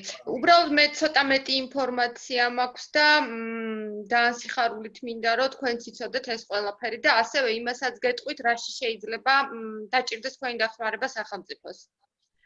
ის რომ არ მოხდეს თანამშრომლების სამსახურიდან გინდა დათხოვნა, გინდა უხელფასო შრომებებში გაშვება, რაზეც ესე მიდრეკილი გახდა რატომღაც უცებ ბიზნესი. რა მიუხედავად იმისა, რომ ბევრ მათგანს ამის არც ფინანსური საჭიროება და არც გაჭიროება არ უდგას. და კორპორატიული პასუხისმგებლობა სადღაცა უკან წაიღო და მოკლედ არჩია რომ 300 ლარი არ მიეცა ვიღაცისთვის და გამოეყენებინა ეს სიტუაცია მიუხედავად იმისა, რომ ამის აუცილებლობა მას არ ედგა. რაც შეეხება რეალურად რომ არ მოხდეს რაღაცა კრიზისი და ბევრი ადამიანების შემცირება, ამისთვის სახელმწიფომ ძალიან ბევრი საგადასახადო შეღავათი დააწესა. გარდა ისმის თუ გავიქიშეთ. გარდა საგადასახადო შეღავათებისა, რომელიც ჩვენ ყველამ ვიცით, არსებობს კიდე ძალიან პატარ-პატარა და წვრილ-წვრილი შეღავათები თითოეული სექტორისთვის. გარდა ამ შეღავათებისა, აი რა გითხრათ, ეკონომიკის სამინისტრო მუშაობთ ახლა 24 საათიან რეჟიმში და აღარ აქვს მნიშვნელობა ვინ HR-ია, ვინ ძღოლია და ვინ პოლიტიკას წერს. გადასულები არიან ჩვენი თანამშრომლები თითოეული მანქანის გამოდევნებაზე, თითოეულმა ტვირთმა რომ სწრაფად შემოაღწიოს საზღვარზე, რომ დისტრიბუციას არ შეექმნას პრობლემა. ანუ ყველანაირად მიყვებიან უკან ბიზნესს და ეხმარებიან თუ ვინმეს რამე გაუჭირდა ნედლეული ვერ იშოვა თუ რაღაცა ესეთი მოხდა. ანუ შეღავათები და ფიზიკური მხარდაჭერა ორივე რამ კეთდება ყველა ვარიანტში და მხოლოდ იმ მიზნით რომ ადამიანები სახლში არ გაუშვან და უმუშევრები არ დატოვან.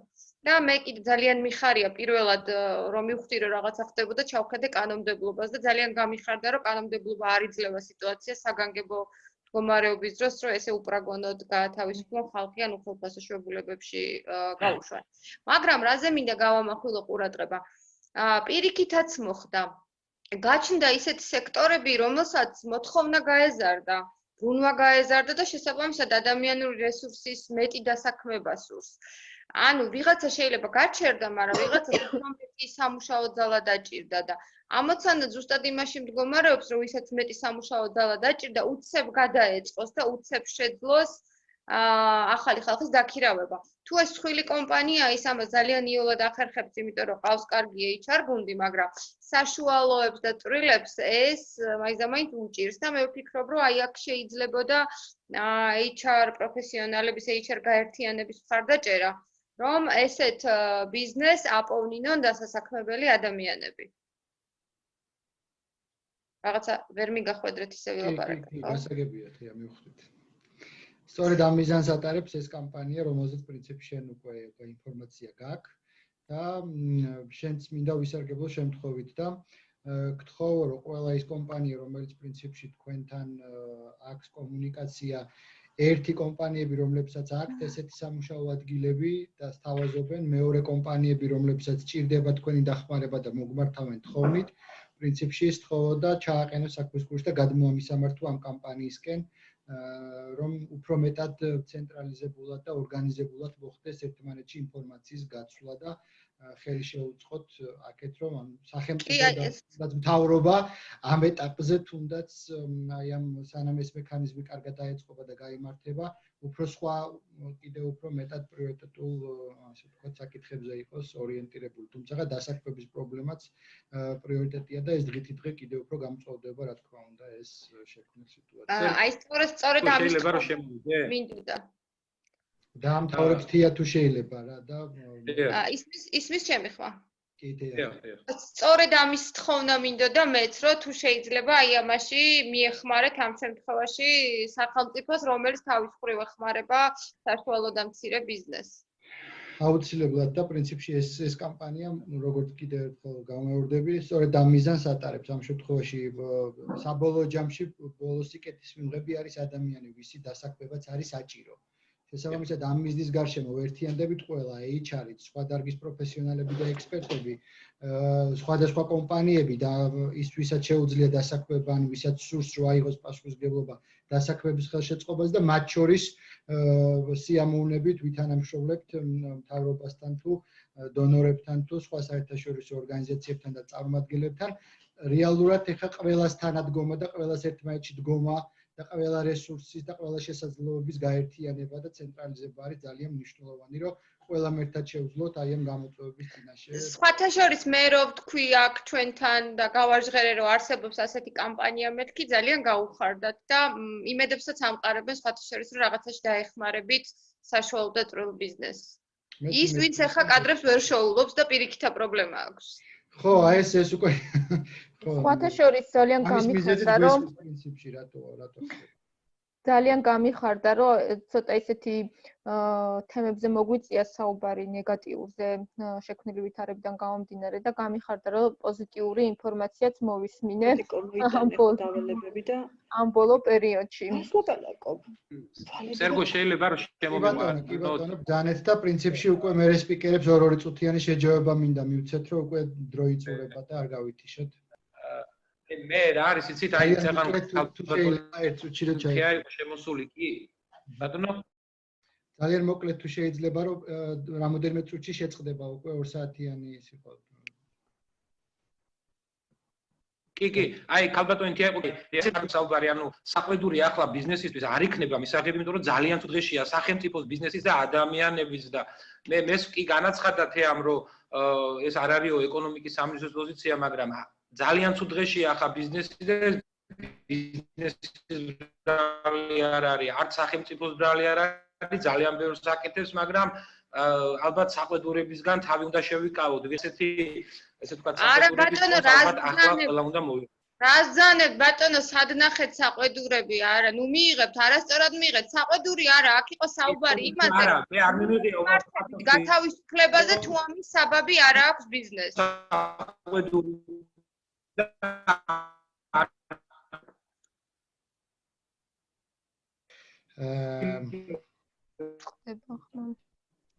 კარგით. კომენტარებისთვის მინდა ასე ვთქვათ მივმართო სპიკერებს რომ ორ-ორი წუთის განმავლობაში ასე ვთქვათ კომენტარები გავაკეთოთ ნინო, რაისა შეჯამებისკენ რომ წავიდეთ და ძალიან დიდი ბოდიში სანამ შეაჯამებთ რო არ გამოგვრჩეს აი თაკოს დიდი კითხვა რადგან მქონდა 1-2 მცირე კითხვა დარჩენილი და ბარემ რო ყველაფერი ამოუწუროთ ის კომპანიები რომლებიც ვერ ახერხებენ ხელფასის გადახდას რამდენად რეალურია რომ უკან დაბრუნების შემდეგ თანამშრომლებმა მოთხოვონ კომპენსაციაო ხოლო თუ კომპანია უარს იტყვის ამ დროს რა მექანიზმი უნდა ჩაირთვასო ეს იყო ბოლო კითხვა პრინციპში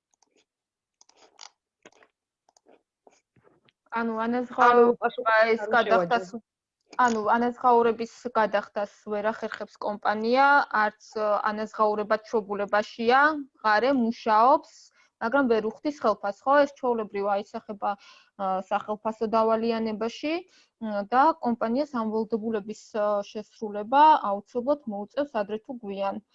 თუ რა თქმა უნდა, არ მოხდება მისი კი.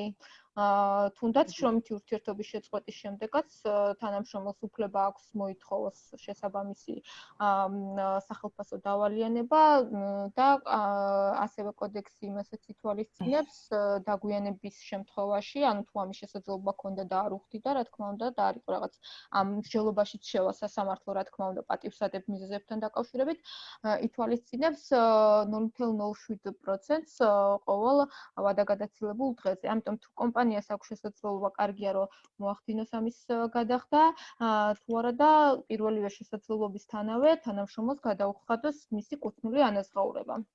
ან შეთანხმდნენ ალტერნატიულ განსხვავებაზე, ხო? ან თქვენ ნინო ამბობდი იმას, რომ რაღაცნაირად ეს სამართლებრივ სივრცეში დავრჩეთ და ფორმალიზებული პროცესი მნიშვნელოვანია, რომ მე ასე ვთქვათ ეს ვალებად არ იქცეს და არ დაგროვდეს შემდგომ უკვე ვალდებულებები გასასტუმრებელი, ხო? კი. გასაგებია. მოდით, რაისა 2 წუთი, ნინო, თია, რამდენადაც შემოგვიერთდი და შენც მოგეცემა საშუალება კიდე დამატებით მოგმართო და ამით შევაჯამოთ.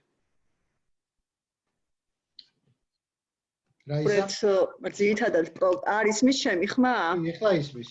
ყველა პრობლემურ საკითხზე ვისაუბრეთ რეალურად, რაც ამ პერიოდში, ბოლო პერიოდში წარმოიქნა და მე მგონი რაღაც თემა, ესე ყურადღების მიღმა არ დაგვიტოვებია და ყველაფერს შევეხეთ, მაგრამ რაღაც პოზიტიური მესეჯებიც გაჟღერთ და იმასთან დაკავშირებით მე ვსაუბრობდი ამაზე, რომ არსებობს გარკვეული გზები და რესურსები იმისთვის, რომ ის უარყოფითი შედეგები, რომელიც მოყვება ამ სიტუაციას, ეს არის გარდაუვალი შრომის საერთაშორისო ორგანიზაციის კვლევის შედეგად პირდაპირ პროგნოზი არსებობს, რომ სოფლიოში 25 მილიონი ადამიანი დარჩება უმუშევარი. და ეს არის ყველაზე მაღალი მაჩვენებელი, ვიდრე სხვა ნებისმიერი კრიზისის დროს მოხდა, მათ შორის 2008-2009 წლების კრიზისის დროს. ამიტომ ერთ-ერთი ჩვენ რაც შეგვიძლია არის ის, რომ ამ გარდაუვალ კრიზისს რაღაცნაირად მოვახერხოთ ისე, რომ ეს უარყოფითი შედეგები შევამციროთ, მინიმუმამდე დავიყვანოთ. ძალიან კარგი ინიციატივები გაჟღერდა აქ იმასთან დაკავშირებით, რომ რაღაცნაირად შევძლოთ ამ პლატფორმით თუ სხვადასხვა ტიპის ღონისძიებებით დავაკავშიროთ მოთხოვნა და მიწოდება ერთმანეთს, იმიტომ რომ ხედავთ ჩვენ რომ არსებობს პოტენციალი გარკვეულ სექტორებში, სადაც დატვირთვა გაიზარდა, სამუშაო ძალაზე მოთხოვნა გაიზარდა და ეს ასე იქნება რაღაც პერიოდი მაინც კიდევ რომ რაღაცნაირად უმუშევრად დარჩენილი ადამიანები და კომპანიები დავაკავშიროთ ერთმანეთს და საბოლოო ჯამში რაღაც ეს პრობლემა გადავლახოთ ეს პერიოდი. მეორეს მხრივ ისიც რეალობა არის, რომ რაღაც ერთ პრიზმაში და ერთ ქვაბში მოხარშვა, ასე ვთქვათ, თლიანად ამ კომპანიების არ არის მართებული რეალურად. იმიტომ რომ ბუნებრივია ის გამოწვევები, რომელიც ახლა არსებობს, არ არის თანაბარი სიმძიმის და თანაბარი სიმწვავის სხვილი ბიზნესისთვის და სხვილი ბიზნესისთვის. არა და ჩვენ დავინახეთ, რომ ძალიან ხშირად ეს ბოროტად იქნა სიტუაციები გამოყენებული და ძალიან ბევრმა სხვilma კომპანიებმა გაათავისუფლა 100 ადამიანი გაათავისუფლა ერთმანეთს სხვilma ბანკმა, რომელსაც არანაირი ამის წინაპირობა არ ქონდა და არც ისეთი პრობლემა არ ქონია, ეხლა და არც დაუძველო ძალაზე ზედმეტია საუბარი და არის საბანკო სექტორი იმ სფეროში, რომელიც ჩვეულებრივად აგრძელებს მუშაობას, რომ ეხლა ადამიანები ამ დროს გაეთავისუფლებინა სამსახურიდან, ხო? ამიტომ ნებისმიერ შემთხვევაში მნიშვნელოვანია ინდივიდუალური მიდგომა თითოეულ შემთხვევასთან დაკავშირებით და ისევ და ისევ ცდელობა და მაქსიმუმის გაკეთება იმისთვის, რომ მხარეებმა რაღაცნაირად შეძნონ, მოილაპარაკონ კონკრეტული პრობლემიდან გამომდინარე და მოძებნონ გადაწყვეტის გზა, ისე რომ არ დაზარალდეს ორივე მხარის ინტერესი და რაღაცნაირად გაუწიონ ერთმანეთს ანგარიში. ვფიქრობ, რომ ეხლა არის ეს მდგომარეობა, როდესაც დამსაქმებლებსაც წესით უფრო მეტად უნდა ესმოდეთ დასაქმებულების მდგომარეობა და პირიქით.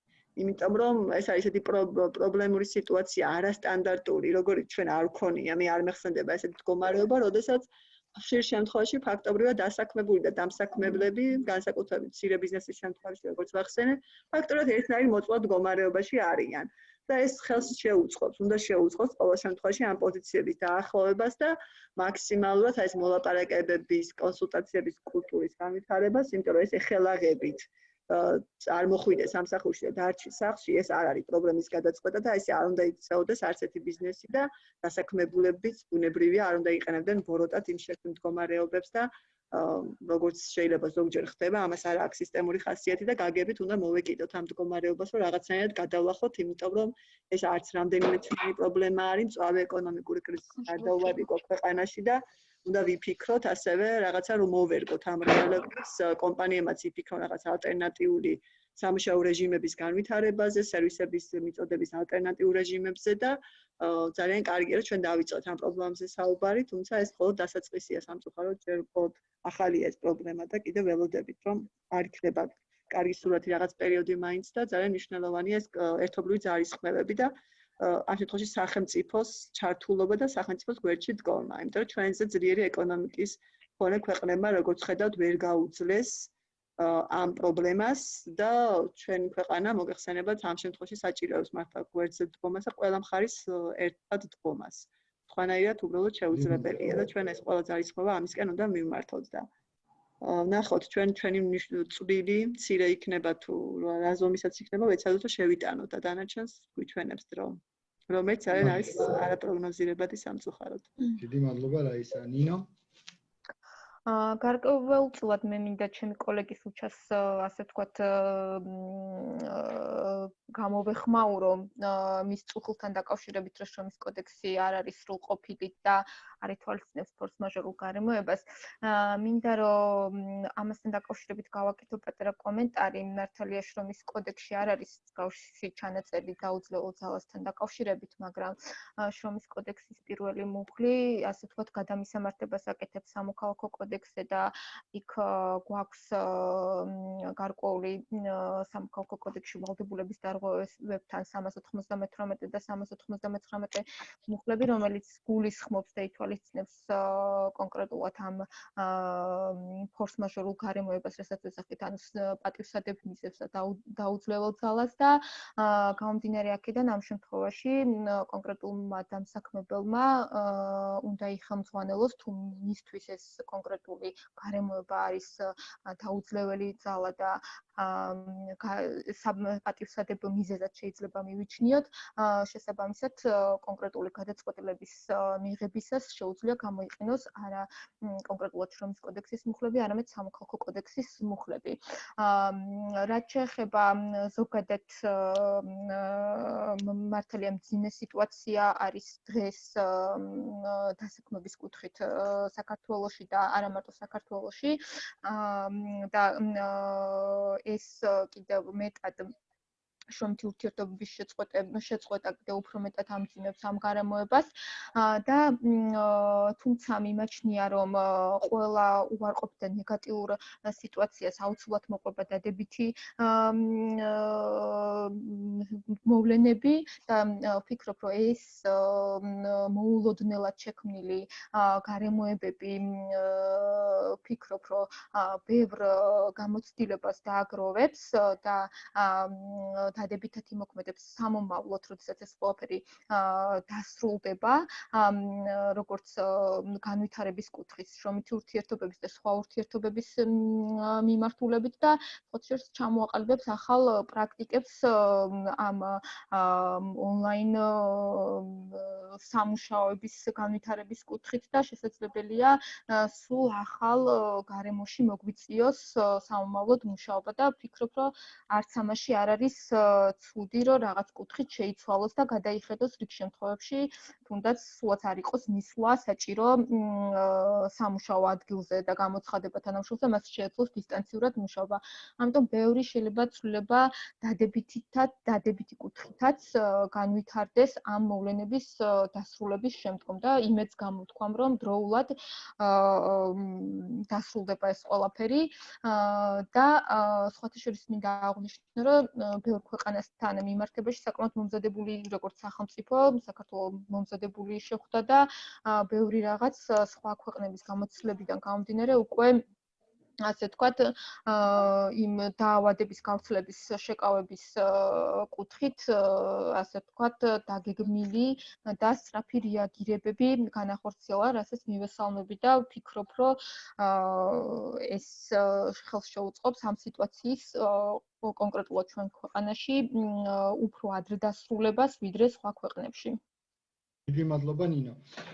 თია კიდე ერთხელ სარგებლობ შემთხვევით და მადლობა მინდა გადაგიხადო, ვიცი რა რეჟიმში ხარ და როგორ რეჟიმში მუშაობ და ამიტომ პრინციპში ჩვენ შევთანხმდით რომ მესამე სპიკერად ვერ დაგასახელებდით, იმიტომ რომ არ ვიცოდით რამდენად მოხერხებდი, მაგრამ მაინც კიდევ ერთხელ მინდა დაგიბრუნდე და თუ ასე ვთქვათ გსურს გაზიარება, შენი კომენტარის თუნდაც შეჯამების სახით მოგცე ამის შესაძლებლობა.